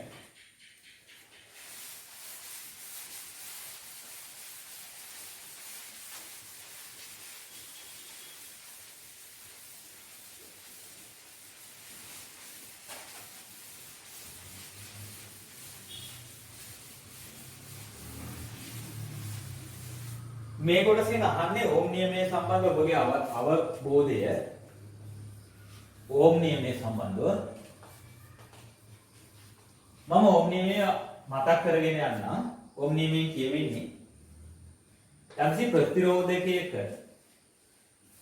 අග්‍ර අතරට යොදන විභවාන්තරයේ V නම් මෙයා තුලින් ගලා යන ධාරාව I නම් මේ V සහ I අතර සම්බන්ධතාවයක් තියෙනවා I සමානුපාතික වෙනවා V වලට. මෙහෙම වෙන්න නම් සන්නායක එකක් මේ කාරණාව මෙහෙමයි ප්‍රතිරෝධක එකක් මේ කාරණාව මෙහෙමයි V සමානුපාතිකයි නැත්නම් I සමානුපාතිකයි V වලට නැත්නම් V සමානුපාතිකයි I වලට. ඉතින් මෙහෙම වෙන්න නම් උෂ්ණත්වය වගේ කාරණා නොවෙනස්ව තියෙන්න ඕන. උෂ්ණත්වය වගේ කාරණා නියතව තියෙන්න ඕන. එහෙමනම් සන්නායකයක අග අතර යොදුන් ලබන විභවාන්තරය ඒ තුලින් ගලා යන ධාරාවට අනුලෝමව සමානුපාතිකයි. ඒ වගේම අපි සන්නායකයක් ගත්තොත් මෙයාගේ දිග වගේ භෞතික රාශි නොවෙනස්ව තියෙන්න ඕන. ආරස්කඩ වර්ග ඵලය වගේ භෞතික රාශි නොවෙනස්ව තියෙන්න ඕන. ඒ වගේම උෂ්ණත්වය නොවෙනස්ව තියෙන්න ඕන. එහෙමනම් V සමානුපාතික වෙනවා I වලට. අපිට පුළුවන් මේ වගේ සමානුපාතිකත්වයක් තියෙන තැන අපිට මෙහෙම සකස් කරන්න පුළුවන් සමාන ලකුණක් යොදා ගන්න පුළුවන් k වාරයක් I කියලා ගන්න පුළුවන්. මෙන්න මේ k අපි කියනවා විද්‍යුත් ප්‍රතිරෝධය. අපි කලින් කියපු ප්‍රතිරෝධය V සමානයි එතකොට RI V සමානයි RI අපි සාමාන්‍යයෙන් පාවිච්චි කරන්නේ V සමානයි IR විදිහට. V සමානයි IR විදිහට. V සමානයි IR විදිහට. මේක තමයි ඕම් නියමයෙන් කියවෙන්නේ. හරි සරල කාරණාවක්. ඉතින් දෙයක් නැහැ ඇත්තට. ඒ ඕම් නියමය ඔබමයි ඕක හරියට තවත් වැදගත් තව ඈතට ගියොත් අපි මේ ඕම් නියමය මෙන්න මේ විදිහට අපිට සකස් කරගෙන V සමානයි IR I යුක්ත කරොත් I සමානයි 1ට R වාරයක් V. අපි දන්නවා සන්නායකයක උෂ්ණත්වය වගේ කාරණා නොවෙනස් නම් භෞතික රාශීන් ඒ සම්බන්ධ භෞතික රාශීන් නොවෙනස් නම් R වෙනස් වෙන්නේ නැහැ. එහෙනම් මේ සමස්තයේ නියතයක්. එමනම් අපිට මෙයාට එදිරුව මෙයා ප්‍රස්ථාරගත කරන්න පුළුවන් V ට එදිරුව I අතර. අපි ඔකට කියනවා VI ලාක්ෂණිකයක්. ප්‍රස්ථාරගත කළොත් V ට එදිරුව I අතර ප්‍රස්ථාරයක් අපිට අඳින්න පුළුවන්. එමනම් මේ සියල්ල නියත නිසා y සමානයි mx ආකාරය. y සමානයි mx කියන්නේ මූල අක්ෂය හරහා යන සරල රේඛාව. අපිට මේ ප්‍රස්ථාර වුණා ඍණ පැත්තට දික් කරන්න පුළුවන්. ඍණ පැත්තට දික් කරනවා කියන්නේ අපි සන්නායකයේ පළමුව මේ පැත්තට ධන විභවයක් දීලා මෙහි ඍණ විභවයක් දුන්නොත් ධාරාව ධනයේ සිට ඍණ දක්වානේ මෙහෙටනේ ගමන් කරන්නේ ධාරාව. ඒතර මේ පැත්තට යන ධාරාව අපි ධන පැත්තෙන් අඳිනවා. මේ විභවාන්තරය වෙනස් කිරීමත් සමග මේ පැත්තට යන ධාරාව ධන පැත්තේ අඳිනවා. පැහැදිලිද? අපි මෙයාගේ ද්‍රව්‍යතාවය වෙනස් කරමු. මෙහෙට ධන දීලා මෙහෙට ඍණ දුන්නොත් අන්න දැන් අර මේ ප්‍රස්ථාරයත් එක්කම අපිට අඳින්න වෙන්නේ කොහොමද? මේ ඍණ පැත්තේ. ඍණ විභවාන්තරයක් විදියට. ඒතොර ධාරාව ප්‍රතිවිරුද්ධ වෙනවා. ධාරාව මෙහෙ ප්‍රතිවිරුද්ධ වෙනවා. ඒතොර ධාරාව මෙහෙට යන්නේ. ඒ යන්නත් මේ විදියට මූලාක්ෂය හරහා යන සරල රේඛාව මේ ප්‍රස්ථාරයෙන් බෑවුම සන්නායක වෙනස් වෙන්නේ නැත්නම් ප්‍රතිරෝධය වෙනස් වෙන්නේ නැති නිසා අනුක්‍රමණය මගින් ලැබෙන 1ට R නේ. ඒතර 1ට R වෙනස් වෙන්නේ නැති නිසා ප්‍රස්ථාරයේ අනුක්‍රමණය නියමයි. ඒතර ඔන්න ඔය වගේ ප්‍රස්ථාරයක් ලැබෙන්නේ. ඔක තමයි ඕම් නියමයේ කියවන කාරණා. මොකද එතකොට සරලව ඕම් නියමය V සමානයි IR සන්නායකයක අග්‍රාතර යොදනු ලබන විභවාන්තරයට ඒ තුලින් ගලා යන ධාරාව සමානුපාතික නැත්නම් ධාරාවට සමානුපාතිකයි විභවාන්තරය. පැහැදිලිද? මේ VI ලාක්ෂණිකයක් ඇඳුත් මෙන්න මේ වගේ. ඕක තමයි හරි සරල ඇති දෙයක් නෑ ඉතින් ඇත්තටම. නමුත් ප්‍රශ්න කරන්න පුළුවන්. මේ ගැන අවධානය අවබෝධය තියෙන්න ඕනේ. මේක මේ වෙනස් කරලා අහන්න පුළුවන්. කියන්නේ වෙනස් කරනවා කියන්නේ එක එක යෙදෙන තැන් අනුව ඔයගොල්ලෝ හිතා ගන්න බෑ මේ ඕම් නියමයේද යෙදුනේ කියලා. ඒ නිසා හොඳට අවබෝධ කරගන්න මම මේකෙදි ගැටලු ටිකකුත් විසඳන්නම්. විභාග මට්ටමට ප්‍රමාණවත් තරමට. හොඳයි. තවත් වැදගත් කාරණාවක් මම මේ මතක් කරගෙන යන්න යම්කිසි සන්නායකයක් තිබ්බොත් මෙන්න මේ යම්කිසි සන්නායකයක් තියෙනවා මේ සමීකරණ අනුකූලව හැසිරෙනවා. V සමානයි IR වලට අනුකූලව හැසිරෙනවා. අන්න ඒ වගේ සන්නායක වලට කියනවා ඕමීය සන්නායක. ඕමීය සන්නායක. හැබැයි සියලුම පදාර්ථ මේ ඕම් නියමයට අනුකූලව හැසිරෙන්නේ නැහැ. ඕමීය නොවන උදාහරණයක් විදිහට දියවඩයක් වගේ එකක් ගත්තොත් එයාගේ VI ලාක්ෂණික වලට වඩා වෙනස්. VI ලාක්ෂණික වලට වඩා වෙනස්. V ඉදිරි y අතර ප්‍රස්ථාරය වලට වඩා වෙනස්. මෙන්න මෙහෙම එන එකක්. මේ පැත්තට ඇද්දොත් මෙන්න මෙහෙම එන එකක්. මේ ඕමීය සන්නායක නෙමෙයි. ඒතර ඕමීය මේ යොදා ගන්න පුළුවන් මේ වගේ එකකට. දියවඩයකට ඕමීය මේ යොදා ගන්න බෑ. පැහැදිලි කරනවා. මොකද යා වෙනස් වෙනවා. මේ ඊට වඩා ඕමීය නොවන ද්‍රව්‍ය. නමුත් අපි ඕමීය මේ යොදන්නේ ඕමීය සන්නායක සඳහා. නැත්නම් ඕමීය මේ යොදන්න පුළුවන් සන්නායක වලට කියනවා ඕමීය සන්නායක. හොඳයි. අපි ගැටළු වලට MCQ type 2 අවශ්‍යයි ලියා ගන්න. දැන් ඔබ මේ වෙනකොට කෙටි සටහන් පොතේ R සමානයි ρ L බෙදීනේ ඒ සම්බන්ධතාවය ලියලා තියෙන්න ඕන. ඊට අමතරව ඕම් නියමය ලියලා තියාගන්න. V සමාන IR. ඊට අමතරව ඕමීය සන්නායක කියන කාරණාවත් ලියලා තියාගන්න. මම ගැටලු කිහිපයකට එනවා MCQ type 2.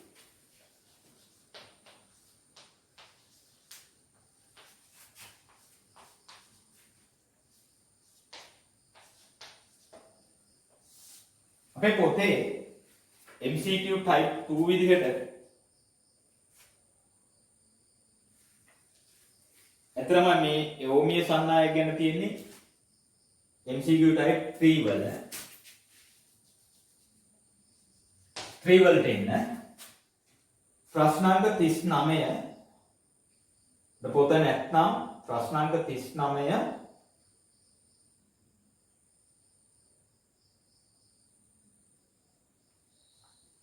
96 12 ප්‍රශ්නය.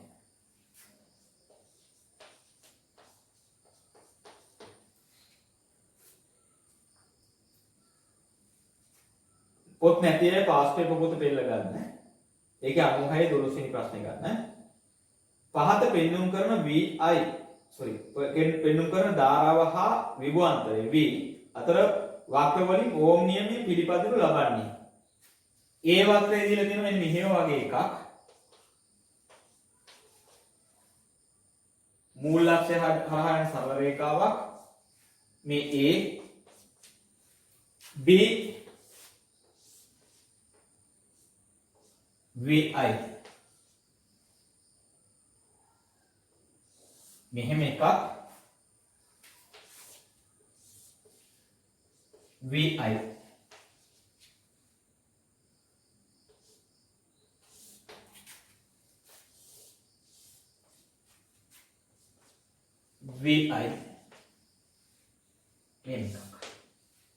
මෙයා A මෙයා B මෙයා C මෙයා D.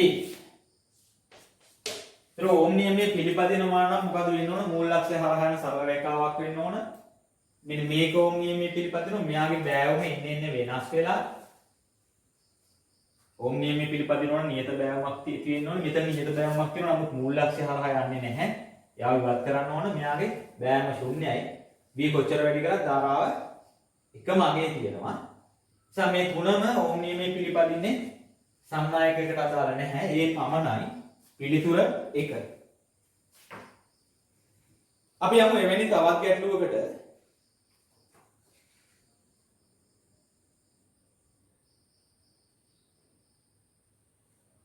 ප්‍රශ්නාංක 12 85 17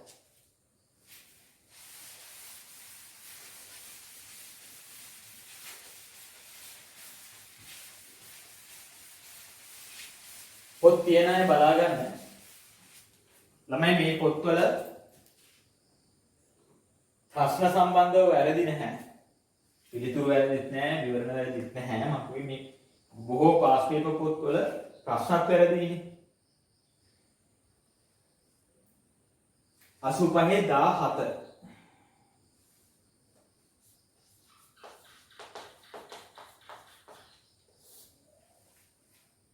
ටන්සන් සූත්‍රිකා ලාම්පුවක් තුලින් ගලන ධාරාව I සහ එය හරහා වෝල්ටීයතාව V අතර විචලනය හොඳින්ම නිරූපණය කරනු ලබන්නේ.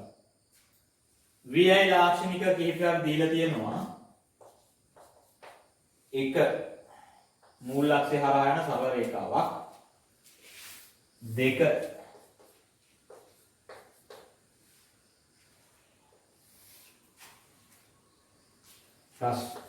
තුන්වෙනි පිළිතුර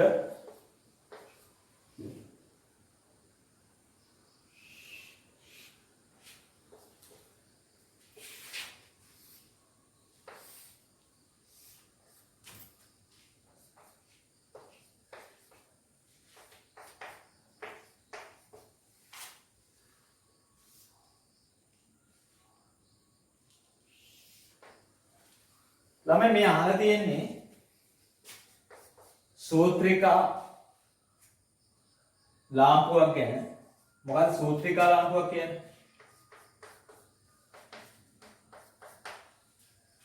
සූත්‍රිකා ලාම්පුවක් කියන්නේ ඔය බල්බ් එකක්. සූත්‍රිකා බල්බ් දැන් ඒවා ඇත්තටම ගොඩාක් පාවිච්චි කරන අඩුයි. මෙතන ටන්ස්ටන් සූත්‍රිකාවක් තියෙනවා. ප්‍රතිරෝධක කම්බියක් තියෙනවා.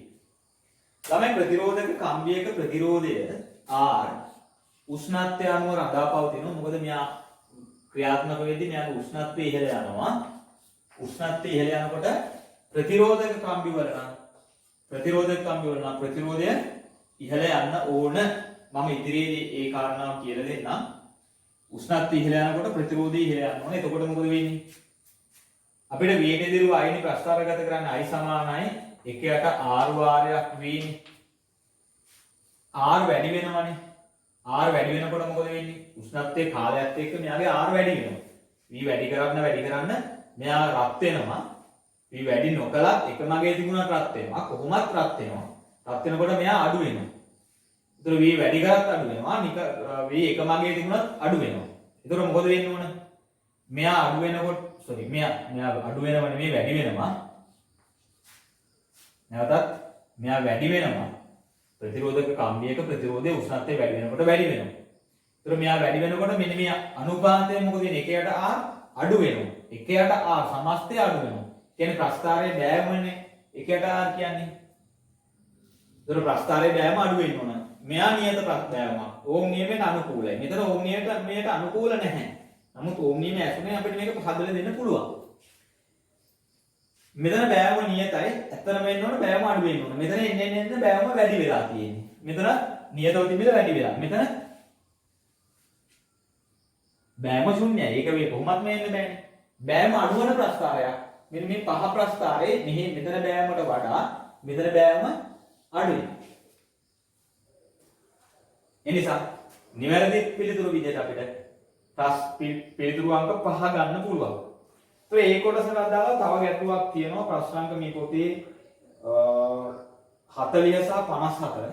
මම ඒ කොටස් වලට යන්නේ නැහැ. ඔබ පොත තියෙන අය හදන්න මේ කොටස් වල ඕන නම් අවශ්‍ය නම් මම කියන්නම් 40 සහ 54 මොන අවුරුද්දේ මොන ප්‍රශ්නේද කියලා. 40 97 57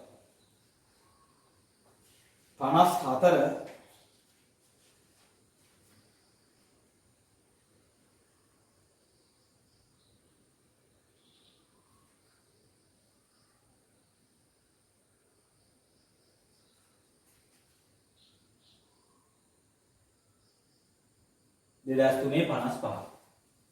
හොඳයි අපි තව ටයිප් එකකට යමු. මෙන්න මෙතන මේ ප්‍රතිරෝධය සහ උෂ්ණත්වය අතර සම්බන්ධතාවය දැක්වෙන තව ටයිප් එකකට යමු.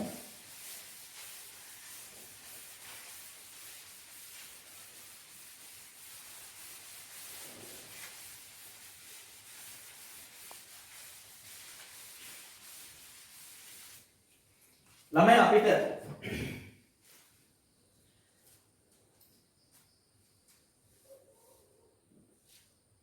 ධාරාව ගමන් කර නැත්නම් විදුලිය ගමන් කරන්න පුළුවන් ආකාරය අනුව පදාර්ථ වර්ග නැත්නම් විදුලිය ගමන් කරනවද නැද්ද කියන එක අනුව පදාර්ථ වර්ග 4කට බෙදන්න පුළුවන්. එකක් තමයි සන්නායක,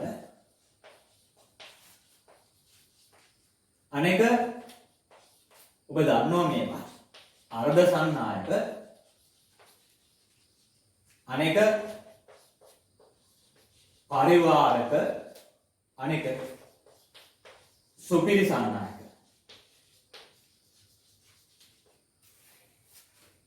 සන්නායක වලට හොඳින් විදුලිය ගමන් කරන්න පුළුවන්. පරිවාරක වල ගමන් කරන්නේම නැහැ. හොඳටම ගමන් කරන්න පුළුවන්. අර්ධ සන්නායක වල මද වශයෙන් ගමන් කරනවා. මේ අතරමැදි අවස්ථාවක් කියලා කිව්වත් කමක් නැහැ. පරිවාරක වල ගමන් කරන්නේම නැහැ. සුපිරි සන්නායක යම්කිසි උෂ්ණත්වයකදී උඩටම ගමන් කරනවා. සුපිරි සන්නායක. දැන් මම උෂ්ණත්වයත් එක්ක මෙන්න මේ අයගේ හැසිරීම රටාව විවිධාකාරයි. සන්නායක වල සන්නායක හැසිරෙන විදිහට නෙමෙයි අර්ධ සන්නායක. පරිවාරක වල ඊට වඩා වෙනස්. සුපිරි සන්නායක වල ඊට වඩා වෙනස්. මම එක එක අරගෙන උෂ්ණත්වය අනුව කොහොමද හැසිරෙන්නේ ප්‍රතිරෝධය වෙනස් වෙන්නේ කොහොමද කියලා මම පැහැදිලි කරලා දෙන්නම්. මුලින්ම සන්නායකයක් ගමු. සන්නායක වලට හොඳ උදාහරණ තමයි ලෝහ. සන්නායක වලට හොඳ උදාහරණ තමයි ලෝහ. මම ලෝහ කැබැල්ලක් අරගන්නවා. ලෝහ කැබැල්ලේ මම ඇතුළට යනවා. අපි තුමු ඇලුමිනියම් ගත්ත කියලා. ඇලුමිනියම් කැබැල්ලක් ගන්න. ඇලුමිනියම් ආවර්තිතවගේ කීවෙනි කාණ්ඩයේ මූලද්‍රව්‍යයක්ද? තුන්වෙනි කාණ්ඩයේ මූලද්‍රව්‍යය. මෙයාට පුළුවන් ඇලුමිනියම් වලට පුළුවන් Al ධන 3 අයන හදන්න. ඉලෙක්ට්‍රෝන 3ක් නිදහස් කරලා. මෙන්න ඇලුමිනියම් පරමාණු ඇතරම මේගොල්ලෝ අයන වශයෙන් ඉන්නේ. ඇලුමිනියම් අයන වශයෙන් ඉන්නේ. ධන 3 අයන වශයෙන් ඉන්නේ. මේගොල්ලෝ ඉලෙක්ට්‍රෝන 3ක් නිදහස් කරනවා. නිදහස් කරලා මේ ඉලෙක්ට්‍රෝන නිදහස් කරලා මේගොල්ලෝ ඉලෙක්ට්‍රෝන මගින් ඉලෙක්ට්‍රෝන ජලාශයක් හදනවා. ඉලෙක්ට්‍රෝන මගින් ඉලෙක්ට්‍රෝන ජලාශයක් හදනවා. तर මේ ඉලෙක්ට්‍රෝන සහ අයන අතර ඒ කියන්නේ ආකර්ෂණ බල තියෙනවා. මේ අතර විකර්ෂණ බල තියෙනවා. ඔහොම බල සමතුලිත කරගෙන මේගොල්ලෝ මේ හදනවා. මේ බන්ධනයට කියනවා හදාගන්න මේ බන්ධනයට කියන ලෝහක බන්ධන. උලුගේ කිසු වලට ඉගෙනගෙන ඇති. ඒතර ඔයගොල්ලෝ දන්නවා මටත් වඩා ලෝහක බන්ධනයක ප්‍රබලතාවය. ප්‍රධාපවතින කාරණානේ. මෙයාගේ සයිස් එක ඉලෙක්ට්‍රෝන ජලාශයෙන් ලබා දෙන ඉලෙක්ට්‍රෝන ප්‍රමාණය කොච්චර දෙනවද? ධන 3 අයන ඉලෙක්ට්‍රෝන 3ක් ලබා දෙනවා. ඔය වගේ කාරණා. ඒ ගැන අපි කතා කරන්නේ නැහැ. නමුත් මේක මෙයාගේ භෞතික ස්වභාවය ගැන අපි කතා කරමු. මෙන්න මේ ඉලෙක්ට්‍රෝන වලට තියෙන අහඹු චලිතයක්. මේ ඉලෙක්ට්‍රෝන බොහොම කුඩා අය. මේ ඇලුමිනියම් අයනයට සාපේක්ෂව බොහොම කුඩා අය. ඒගොල්ලෝ මේ අහඹු ලෙස චලිත වෙමි මාධ්‍ය තුල චලිත වෙමින් ඉන්නේ. ඊට අමතරව මෙන්න මේ අයන වලට පුළුවන් අයන නිතරම යාගේ යම්කිසි මධ්‍යක පිළිතුමක් වටා දෝලණය වෙමින් ඉන්නේ. අධික සංඛ්‍යාතයෙන් දෝලණය වෙමින් ඉන්න කුඩා විස්තර අධික සංඛ්‍යාතයෙන් දෝලණය වෙමින් ඉන්නේ. ඒතර මේ දෝලණය වෙන අතරේ තමයි මේ අය ගමන් කරන්නේ. අපි මෙයාට මෙහි ධන විභවයකුත් මෙහි ඍණ විභවයකුත් ඇති කළොත් බාහිර වෝල්ටේජතා ප්‍රභවයකට සම්බන්ධ කරලා ධන විභවයකුත් ඍණ විභවයකුත් ඇති කළොත් මේ ඉලෙක්ට්‍රෝන ධන දෙපැත්තට ත්වරණය වෙන්න පටන් ගන්නවා. ඒතර එහෙම ත්වරණය වෙන ඉලෙක්ට්‍රෝන වලට මෙන්න මේ අයගේ ගැටි මේගොල්ලෝගේ මේ කම්පන හින්දා නැත්නම් මේ අයන වල ගැටෙන්න පුළුවන්. අනේ ගැටෙනකොට තමයි අර ප්‍රතිරෝධය කියන කාරණාව විහි වෙන්නේ. ගමන් කරන බාධා මේ අයන ඔක්කොම නැති වුණා නම් මොකද වෙන්නේ? ඉලෙක්ට්‍රෝන වලට මේම ගමන් කරන්න පුළුවන් කිසිම බාධාවක් නැහැ. දැන් මෙතන වෙන්නේ මොකද්ද? මේ අය කම්පණය වෙවි ඉන්නවා. ඒ අස්සෙන් තමයි මේගොල්ලෝ වෙන්නේ ගැටි තමයි ඇත්තටම ඉන්නේ. නිසා මේගොල්ලෝගේ අපි අර ප්‍රවේගය ගැන කතා කරනකොට මේගොල්ලෝට අර මධ්‍යක ප්ලාවිත ප්‍රවේගයක් තමයි කතා කරන්නේ.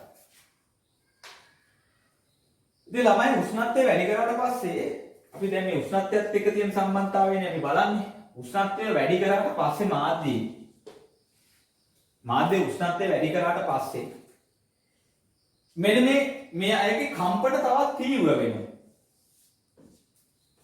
කම්පන විස්තාර වැඩි වෙනවා. ওই ශක්තිය උෂ්ණත්වය වැඩි කරන්න නම් අපි බාහිර තාප ශක්තිය දෙන්න ඕනනේ.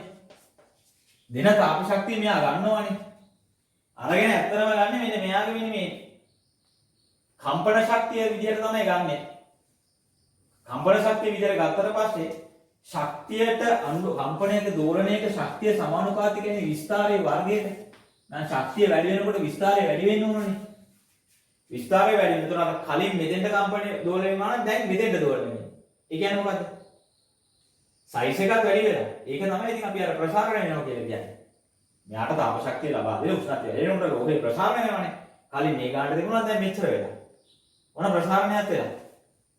ඊට අමතරව මෙයා අර ඈත වැඩි ඈතකට කම්පණය වෙනවා. ඔය අතරේ මේගොල්ලන්ට සිදුවන බාධාව මොකද වෙන්නේ? බාධාව වැඩි වෙනවා. ඒ කියන්නේ බාධාව කියලා අපි අරගත්ත ප්‍රතිරෝධයනේ. එන්නම් ප්‍රතිරෝධය වැඩි වෙනවා.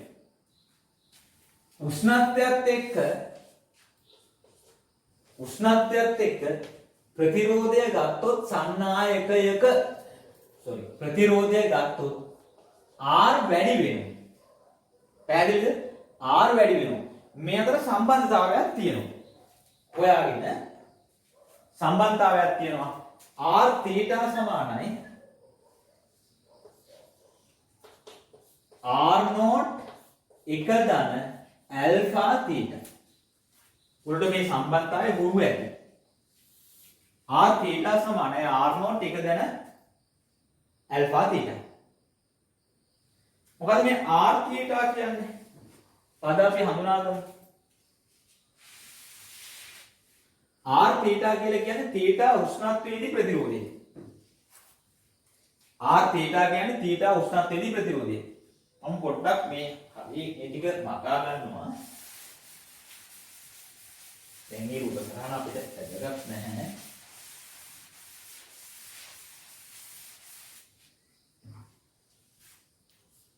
R θ සමානයි R0 එක ධන ඇල්ෆා θ.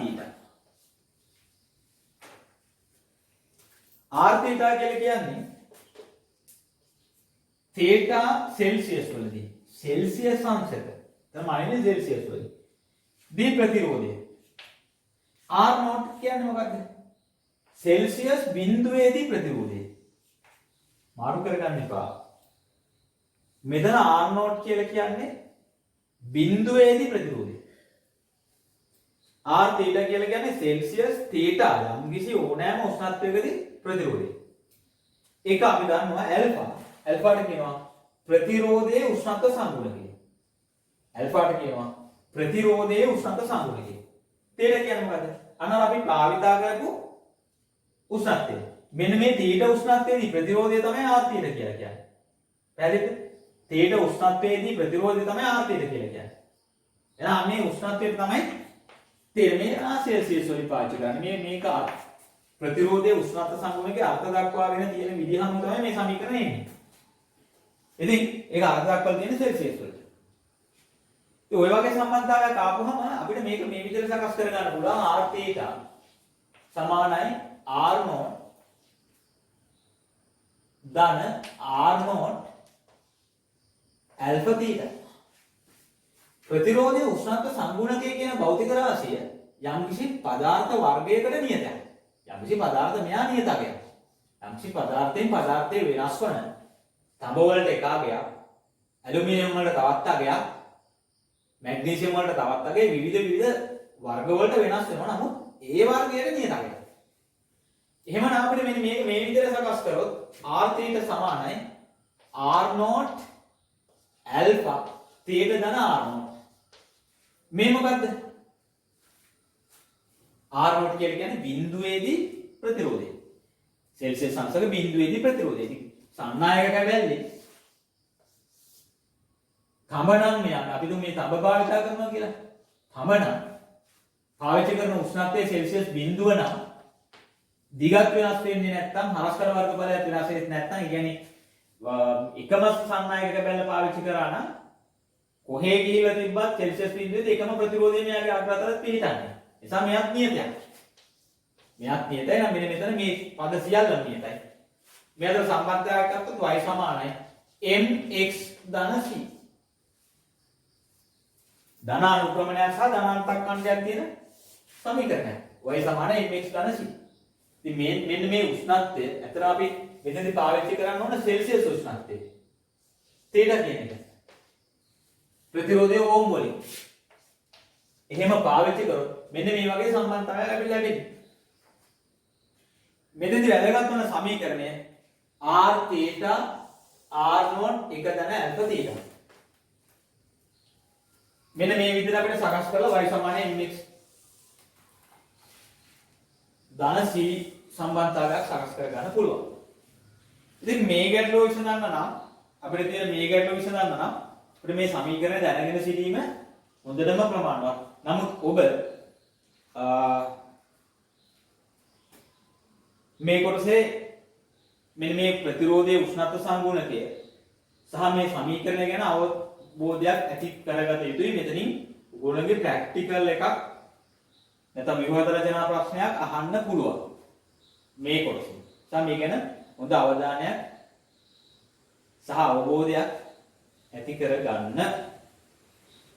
මම තව පොඩ්ඩක් මේක පැහැදිලි කරලා දෙන්නම්.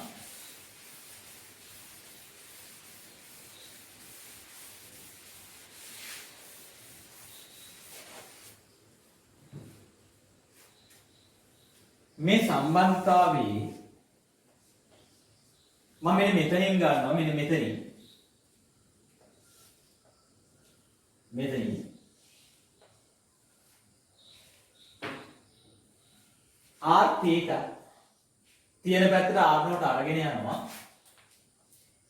r0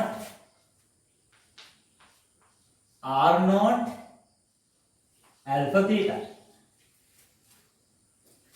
මේ පදය මොකද්ද? θ උෂ්ණත්වයේදී ප්‍රතිරෝධය. මේ පදය මොකද්ද? සෙල්සියස් බිඳුවේදී ප්‍රතිරෝධය. මේ සමස්ත පදය මොකද්ද?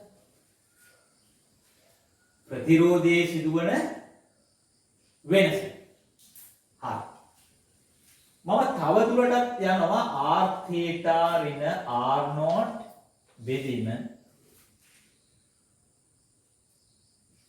θ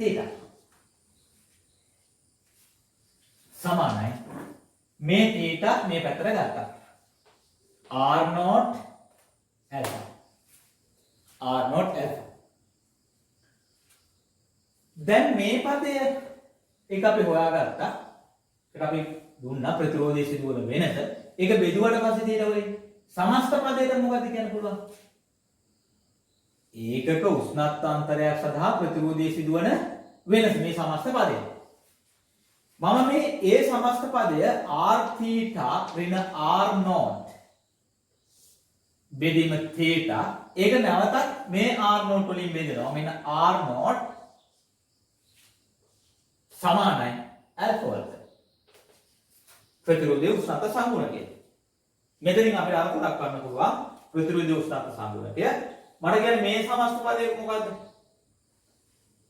ඒකක උෂ්ණත්වාන්තරයක් සඳහා ප්‍රතිරෝධයේ සිදුවන වෙනස. ඒක ආයෙ බෙදලා තියෙනවා r0 වලින්. එහෙනම් මේ සමස්තයටම කියන්නේ ඒකක උෂ්ණත්වාන්තරයක් සඳහා ප්‍රතිරෝධයේ සිදුවන වෙනසත් සෙල්සියස් බිඳුවේදී ප්‍රතිරෝධයත් අතර අනුපාතය කියනවා යම්සි පදාර්ථ වර්ගයක ප්‍රතිරෝධයේ උෂ්ණත්ව සංගුණකය. මොකද ප්‍රතිරෝධයේ උෂ්ණත්ව සංගුණකය කියන්නේ? ඒකක උෂ්ණත්වාන්තරයක් සඳහා ප්‍රතිරෝධයේ සිදුවන වෙනසත් සෙල්සියස් බිඳුවේදී ප්‍රතිරෝධයත් අතර අනුපාතය කියනවා ප්‍රතිරෝධයේ උෂ්ණත්ව සංගුණකය. සාමාන්‍යයෙන් මේකට ධන අගයන් තියෙන බොහෝ කුඩා ධන අගයන් තියෙන්නේ. ඒ කියන්නේ උෂ්ණත්වය වැඩි කරනකොට ප්‍රතිරෝධය වැඩි වෙනවා. නමුත් ඍණ අගයන් තියෙන්න පුළුවන්. මේක අර්ථ දක්වන්න පුළුවන් කොට මෙහිම ඕනවට අවශ්‍ය නම් ඒකක ගන්නත් පුළුවන්. මේකේ ඕම්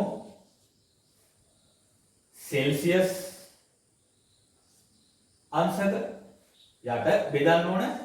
අයනකට ඕම් වලින් ඕම්ට ඕම් කැපුණාම සෙල්සියස් අංශකයට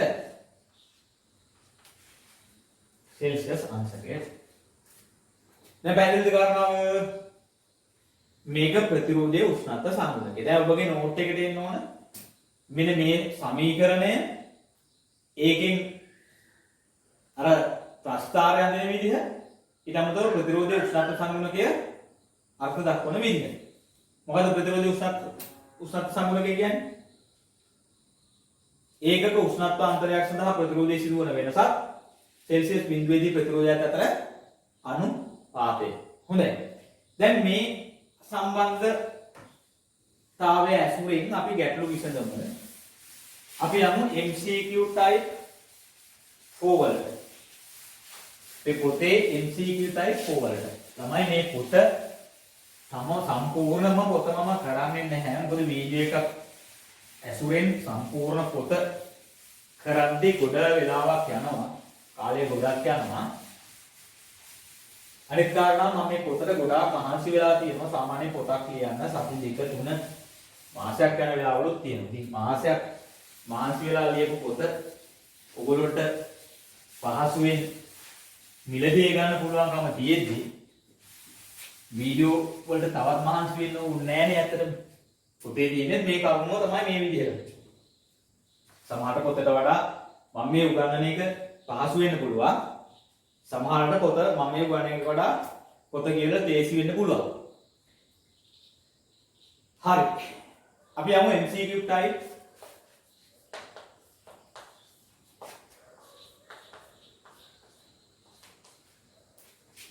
4. ප්‍රශ්නාංක 42ට එන්න. පොත් තියන අය නැති අය ගන්න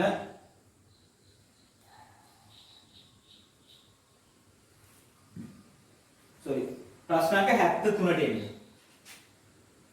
ප්‍රශ්නාංක 73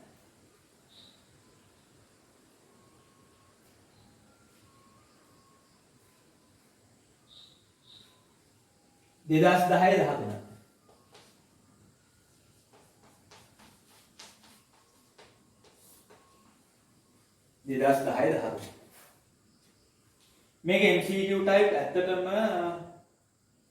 7 හතරේ තියෙන්නේ ප්‍රතිරෝධය ගැන සරල ගැටලු. මේක 7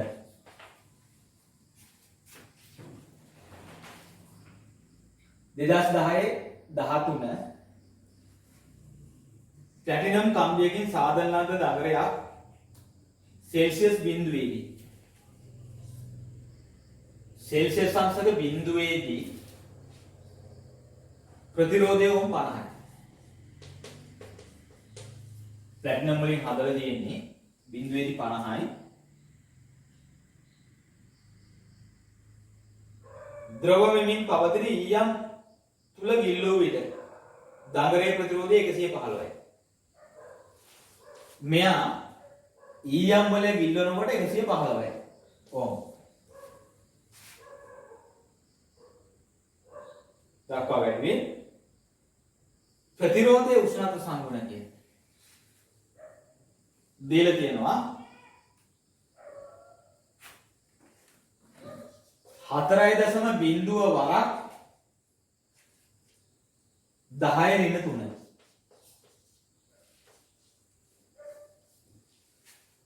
සෙල්සියස් අංශකයට.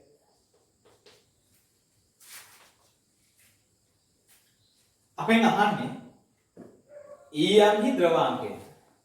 මෙන්න මේ උෂ්ණත්වය අහන්නේ. ඊට කෙනෙක් ගැටලුව පැහැදිලිද? ප්ලැටිනම් කම්බියක් ගැන අහන්නේ. මෙයා සෙල්සියස් බිඳුවේදී උෂ්ණත්වය දීලා තියෙනවා. ද්‍රව වෙමින් පවතින ඊයම්. ද්‍රව වෙමින් පවතින ඊයම්. ඝනයි ද්‍රවයි. ඝන ද්‍රව අවස්ථා විපර්යාසයේ භාජනය වෙන ඊයම්. මේකේ ගිල්ලුවට පස්සේ යාගේ ප්‍රතිරෝධයක් දීලා තියෙන 115යි. ප්‍රතිරෝධයේ උෂ්ණත්ව සංගුණකයක් දීලා තියෙනවා. අපෙන් අහන්නේ මේ ඊයම් වල මෙන්න මේ ඊයම් වල අපෙන් අහන්නේ ද්‍රවාංකය කොච්චරද? ඒ කියන්නේ මේ උෂ්ණත්වයේ r theta සමානයි r naught 1 ධන alpha theta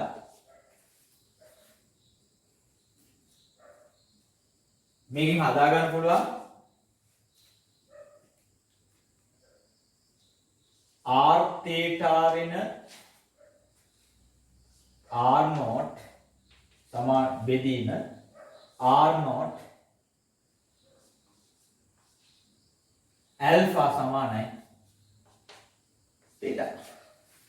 දැන් ආදේශ කරා. r theta 115යි ඍණ ලස්සනට සුළු වෙන්න දීලා ඇත්තේ 50යි. r naught 50යි.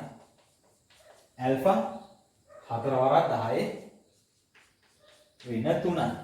සමානයි මේ theta. සුළු නම් කීයද? මෙතන එනවා 65 බෙදීම 50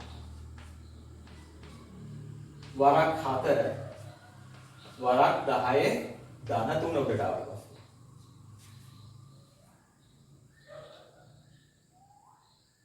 මෙතන 200යි මෙතන 1000යි සුළු වුණාම මෙතන 200යි මෙතන 10යි සුළු වුණාම 5යි 5 වරක්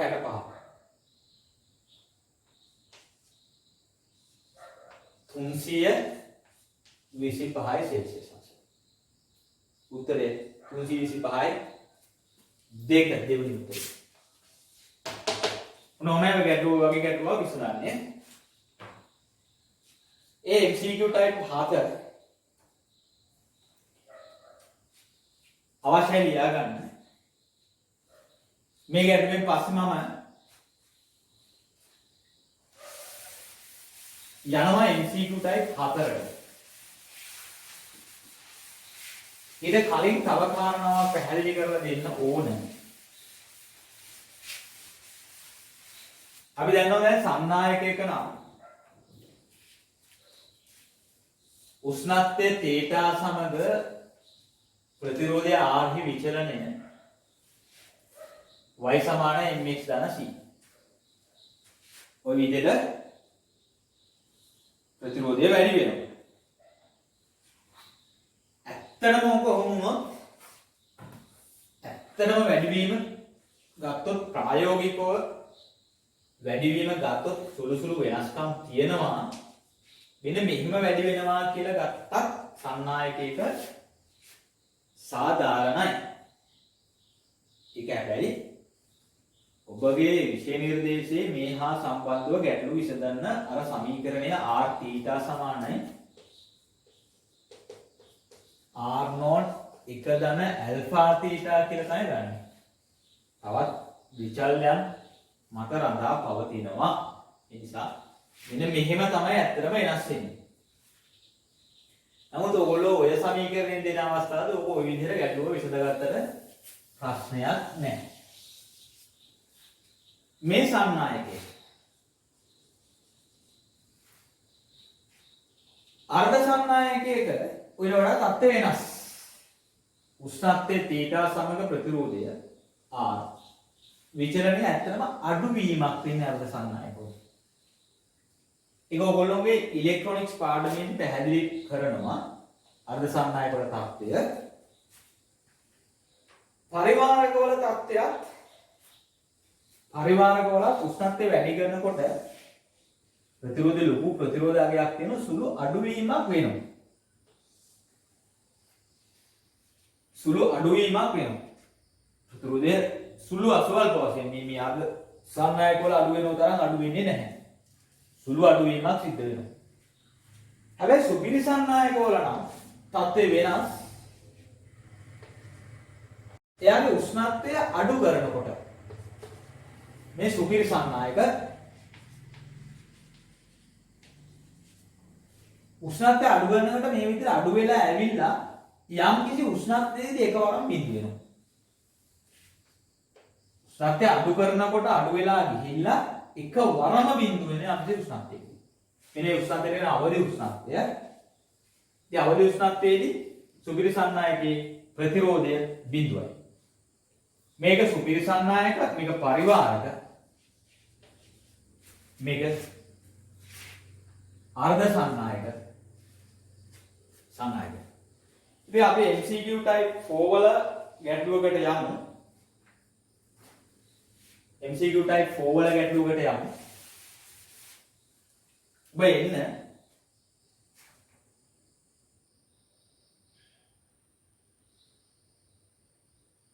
ප්‍රශ්නාංක 42.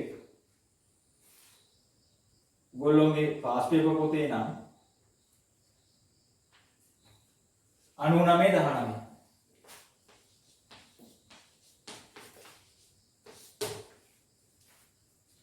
ප්‍රස්තාව තුනක් දීලා තියෙනවා. ප්‍රතිරෝධය ගැන නෙමෙයි, ප්‍රතිරෝධකතාවය ගැන අහලා තියෙන්නේ. ප්‍රතිරෝධය සහ ප්‍රතිරෝධකතාවය අතර සම්බන්ධතාවය R සමානයි ρ L බෙදීම A. යම්කිසි සන්නායකයක දිග යම්කිසි සන්නායක නිශ්චිත කොටසක් සන්නායක කොටස. එමනම් දිග නියතයි, A නියතයි. එමනම් R සමානුපාතික වෙන්න ඕන ρ වලට.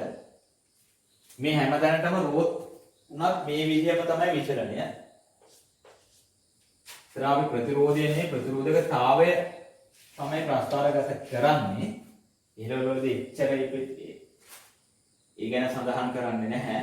නමුත් උෂ්ණත්වයත් එක්ක ප්‍රතිරෝධකතාවය තමයි විචලනය වෙන්නේ. ඒ නිසා තමයි ප්‍රතිරෝධය වෙනස් වෙන්නේ. ඉතින් ප්‍රශ්නේ ප්‍රශ්නය වගන්තිය මෙන්න මේ වගේ එකක්. B එක මෙන්න මේ වගේ එකක්. C එක මේ වගේ එකක්. අපෙන් අහනවා ABC කවුද? කවුද? ඒ සන්නායක ලෝහමය සන්නායක වලට උත්තර 1 2 තියෙනවා. B පරිවාරක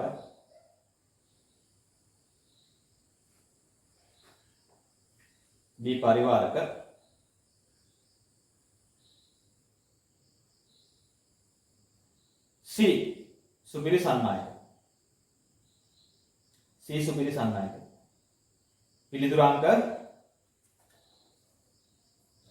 2. පිළිතුරු අංක 2.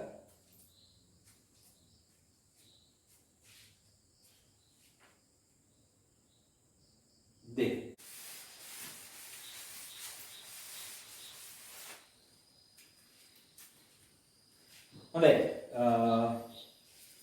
අපි අද මේ වීඩියෝ එක මේ පොතට දාලා මේ වීඩියෝ එක මෙතනින් අවසන් කරමු. මේ වීඩියෝ එකෙන් පස්සේ ඔබට මේ පොතේ අතර මේ පොතේ MCQ type තියෙනවා 19ක්. ඔබට දැන් හදන්න පුළුවන් 1 2 3 4 5 6 7 දක්වා හදන්න පුළුවන්. මේ පොත ඉවර කරන්න ලොකු පොතක් වීඩියෝස් 2ක් හෝ 3ක් අපිට අප්ලෝඩ් කරන්න වෙයි. ඔබ පළමුව වීඩියෝ එක බලන්න. දෙවනුව ලැබෙන වීඩියෝ එක පොත සමග බලන්න. පොත් නැති අය පොත් අපෙන් ගන්න පුළුවන්. පොත තිබුණොත් ලේසි ඇත්තටම අනිත් පොත් වලට වඩා. නැත්නම් පාස් පේපර් පොතේ පෙළ ගන්න වෙනවා. නැත්නම් තවත් සමහර ක්ලාසිෆිකේෂන් පොත් තියෙනවා. නමුත් මේ පොතේ අර පෙළ ගස් වල තියෙන උගලට කරගෙන යන්න පුළුවන් විදිහට අමතරව විවරණ තියෙනවා. තනියම කරන්න පුළුවන්. ඊට අමතරව මේ වීඩියෝ මාලාව ඔබ වෙත ඉදිරිපත් කරන්නේ පහසුවෙන් ඔය පොත කරන්න පුළුවන් වෙන්න. කොහොමත් පොත කරා මෙච්චර කාලයක් කළා. නමුත් මේ දවස්වල අපි පන්තිත් නැති නිසා වීඩියෝ ඉදිරිපත් කරන්න තීරණය කළා. මේ හා සම්බන්ධ තියරි කොටසුත් මතක් කරගෙන යන්න පුළුවන් නිසා යම් මට්ටමකට මතක් කරනවා. ඔබ පළමුව මේ පොත් කරන්නට කලින් සිද්ධාන්ත අධ්‍යයනය කරලා තියෙන්න ඕනේ. සිද්ධාන්ත පන්තියකට සහභාගී වෙලා ඊට අමතරව මම නම් රෙකමන්ඩ් කරන්නේ ක්ලාස් එකට යන්න. ඔබ යන පන්තියට තියරි කරගන්න. මේ වෙනකොට සමහරට මේ තියරි කරපුවා ඇති. දෙවනුව පන්තියේ ගුරුවරයා හදන ගැටලු ටික විසඳන්න ගුරුවරයාත් එක්ක යාදාල ගුරුවරයාත් එක්ක ඊට අමතරව පාස් පේපර් කරද්දී මේ වීඩියෝ එක බලන්න. වීඩියෝ එක බලලා මේ පොතෙන් පාස් පේපර්ස් ටික ඉවර කරන්න. අංග සම්පූර්ණ මේ පොතේ තියෙනවා. පොතට සහයෝගයක් විදිහට පමණයි මේ වීඩියෝ එක ඇත්තට ඉදිරිපත් කරන්නේ. තව කාරණාවක් තමයි පසුගිය කාලේ මම අර දින 40ක වැඩසටහනක් ක්‍රියාත්මක කරන්න ලෑස්ති වුණා. නමුත් එකවරම පන්ති පටන් අරගෙන හොඳ රට හොඳ තත්ත්වයකටපත් වුණු නිසා ළමයින්ට ක්ලාස් යන්නත් උනේ ඒ ටයිම් එක මැනේජ් කරන්න අමාරුයි. මොකද සතියේ දවස් 5ක් වගේ සමහර අය පන්ති යනවා, සමහර අය 7ක් යනවා, 8ම යනවා, සමහර අය 3-4යි යන්නේ. පන්ති වල ගොඩ වැඩ දෙනවනේ. නිසා ඒවත් කරන්න ඕන නිසා මම ඒක චුට්ටක් පොඩ්ඩක් සමාද කරා. නමුත් ළමයි බොහෝ දෙනා ඉල්ලීම් කරා. සමහර අය කමෙන්ට් දාලා තිබ්බා. සමහර අය කෝල් කරලා කතා කරා ආයි වීඩියෝ කරන්නේ නැද්ද කියලා. ඒ ඉල්ලීමත් එක්ක ඊට අමතරව දැනට පන්ති පැවැත්වෙන්නේ නැහැ මේ දවස් ටික. ආපහු පන්ති පැවැත්වෙන්නේ නැති නිසා සමහරට ලබන සතියේ හෝ සති දෙකකින් විතර පටන් ගන්නත් පුළුවන්. ඒ නිසා මම නැවතත් තීරණය කරා වීඩියෝ එකක් දාන්න ඕන. කොහොමද වුණත් මම ඉදිරියට වීඩියෝ මුළු සිලබස් එකම වීඩියෝ දාන්න අදහසකුත් තියෙනවා. මොකද මේ පොත් සෙට් එකක් දැන් තියෙන නිසා පොතත් එක්ක වීඩියෝ එක බලලා කරගෙන යන එක පහසු නිසා. කොහොමද වුණත් ඔබගේ අදහස් මට වැදගත්. මම යෝජනා කරනවා මේ වීඩියෝ එක බලන අය සමහරට පන්ති එන මේ ඒ ලෙවල් කරන අයත් බලන්න පුළුවන්. සමහරට කරන්නේ නැති අයත් බලන්න පුළුවන්. views දිහා බලලා අපිට තීරණය කරන්න බෑ මේකෙන් ප්‍රයෝජනයක් ගන්නවද කියලා. මම ඔබට යෝජනා කරනවා කමෙන්ට් එකක් මේක වැදගත් නම් මේකට කමෙන්ට් එකක් වීඩියෝ එක බලලා පොත් ටික කරලා කමෙන්ට් එකක් දාන්න. හැබැයි මේ වීඩියෝ එකේ නම් පොත සම්පූර්ණයෙන් කරන්න බෑ මේ වීඩියෝ එක බැලුවා කියලා. තව වීඩියෝ එකක් හෝ දෙකක් අපිට අප්ලෝඩ් කරන්න වෙනවා. ඒ ටිකත් ඉදිරියේදී ඉක්මනින් මේ ටික දෙනවා වහුවෙන්නේ නැතුව. ඔබ කමෙන්ට් එකක් දාන්න. සමහර අය හිතනවා මේ කමෙන්ට් දැම්මට පස්සේ අපිට YouTube එකකින් මුදල් එනවා. එමත් හිතනවා මට සමහර දාන මගේ හිතවතුන් කිව්වා මේ කමෙන්ට් වලට එනවා කියලා. අතර මෙහෙම දෙයක් වෙන්නේ නැහැ. මේ YouTube එකෙන් නම් මම සතයක්වත් එහෙම හොයන්න බලාපොරොත්තුවක් එහෙම එහෙම අදහසක් නැහැ. එහෙම ඉන්නෙත් නැහැ. මම හිතන්නේ පොඩි views ප්‍රමාණයක් තියෙන්නේ. සමහර වීඩියෝස් සමහර YouTube channel වල දාලා පැයක් දෙකක් යනකොට ලක්ෂ දෙකක් තුනක් බලනවා. තමයි ඒවට එන්නේ නැති පොඩි වීඩියෝ. මිනිත්තු දෙකේ තුනේ ආදි වශයෙන් කොමඩි වීඩියෝ. මම හිතන්නේ මේ ෆිසික්ස් කරන ගුරුවරු හරි ඒ ලෙවල් කරන කෙමිස්ට්‍රි ගුරුවරු කවුරුත් දානවට මේ YouTube එකෙන් මුදල් හොයනවා ඇති කියලා. ඒගොල්ලෝ ඒක කරන්නේ පන්ති ළමයිට ඉගෙන ගන්න ඕන නිසා. කිසි කෙනෙකුට එහෙම මුදල් එනවා කියලා මම නම් හිතන්නේ නැහැ. මගේ හිතවලු ඉදවත් ගුරුවරු දානවා YouTube එකේ වීඩියෝ කොල්ලා views තියන හැටි ඉන්නවා. නමුත් එක වෙලාවකවත් මත් එක්ක කතා කරපෙලා කියලා නැහැ මේ views බලන්න දානවා කියලා. මට අවශ්‍ය කමෙන්ට්ස් ඔයගොල්ලෝට මේක කොච්චර වැදගත්ද සහ තවදුරටත් කරගෙන යනවද නැද්ද කියන එක මට තීරණය කරන්න පුළුවන්. මොකද මේ වැඩසටහනටත් ඇත්තට මම මේ පොත් ලියන්න ගත්තේ දැන් අවුරුදු කීපයකට කලින් පන්ති කරන්න අපහසු නිසා මගේ අසනීප තත්ත්වයක් වුණා. වෛද්‍යවරු පන්ති කරලම තමයි මේ නිර්දේශය තිබුණේ ටික කාලයක් හෝ පන්ති නොකර ඉන්න එක වඩා සුදුසුයි කියලා. ඒ තියෙන ප්‍රශ්න හමුවේ තමයි දැනටත් මේ වීඩියෝ කරන් යන්නේ. වීඩියෝ එකක් නම් කරන්න පුළුවන්, ටික රෙස්ට් කරන්න පුළුවන්. අතර කරලා පන්තියක් රිවිෂන් පන්තියක් අපි සාමාන්‍යයෙන් උදේ 7:00ට පටන් ගත්තා නම් හවස 4:00 විතර නම් එක දිගට හිටගෙන වැඩ කරන්නේ. ඒක ටිකක් පහසු නිසා දැන් මම පන්ති කරන්නේ නැහැ කොහොමත්. පස්සේ වීඩියෝ ටික ඉදිරියේදී කරගන්න පුළුවන්. ඔබගේ අදහස් යෝජනා කමෙන්ට් කරන්න බලන්න පුළුවන්. එතකොට මට බලන්න පුළුවන් මම බලලා තීරණය කරනවා අපි දිගට මේක කරගෙන යනවාද කොහොමද කරන්නේ සහ කොහොමදත් මේ වීඩියෝ එකක කාලය ලොකු කාලයක් ගන්න පැයකමාරක් දෙකක් ආදි වශයෙන් පොඩි කාලයක් අපි අරගන්න හිතාගන්නේ.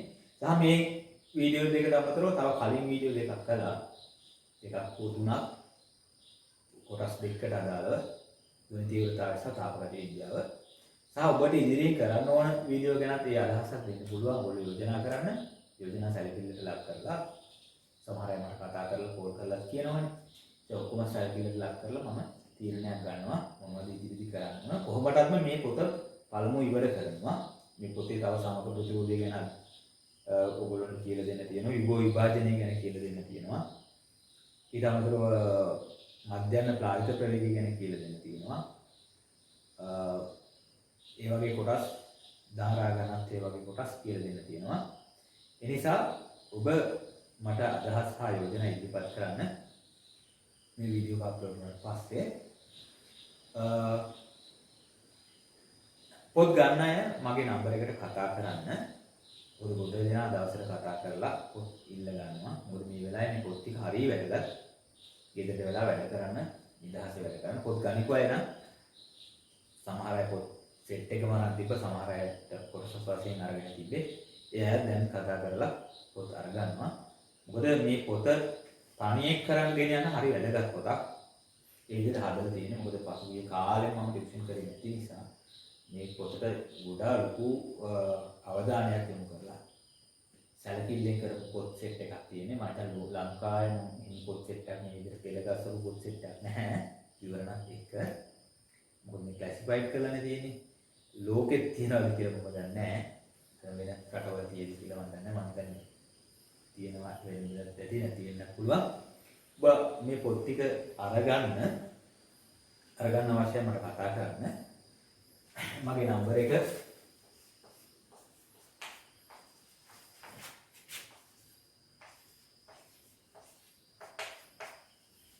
මම මේ නම්බර එකට ආන්සර් කරේ නැති වුණොත් ඕ මේ නම්බර එක ෆෝන් එක ඔෆ් කරලා තිබ්බොත් ඇලර්ට් එකක් මට එනවා. ඒ නිසා මම පස්සේ හරි කෝල් කරනවා.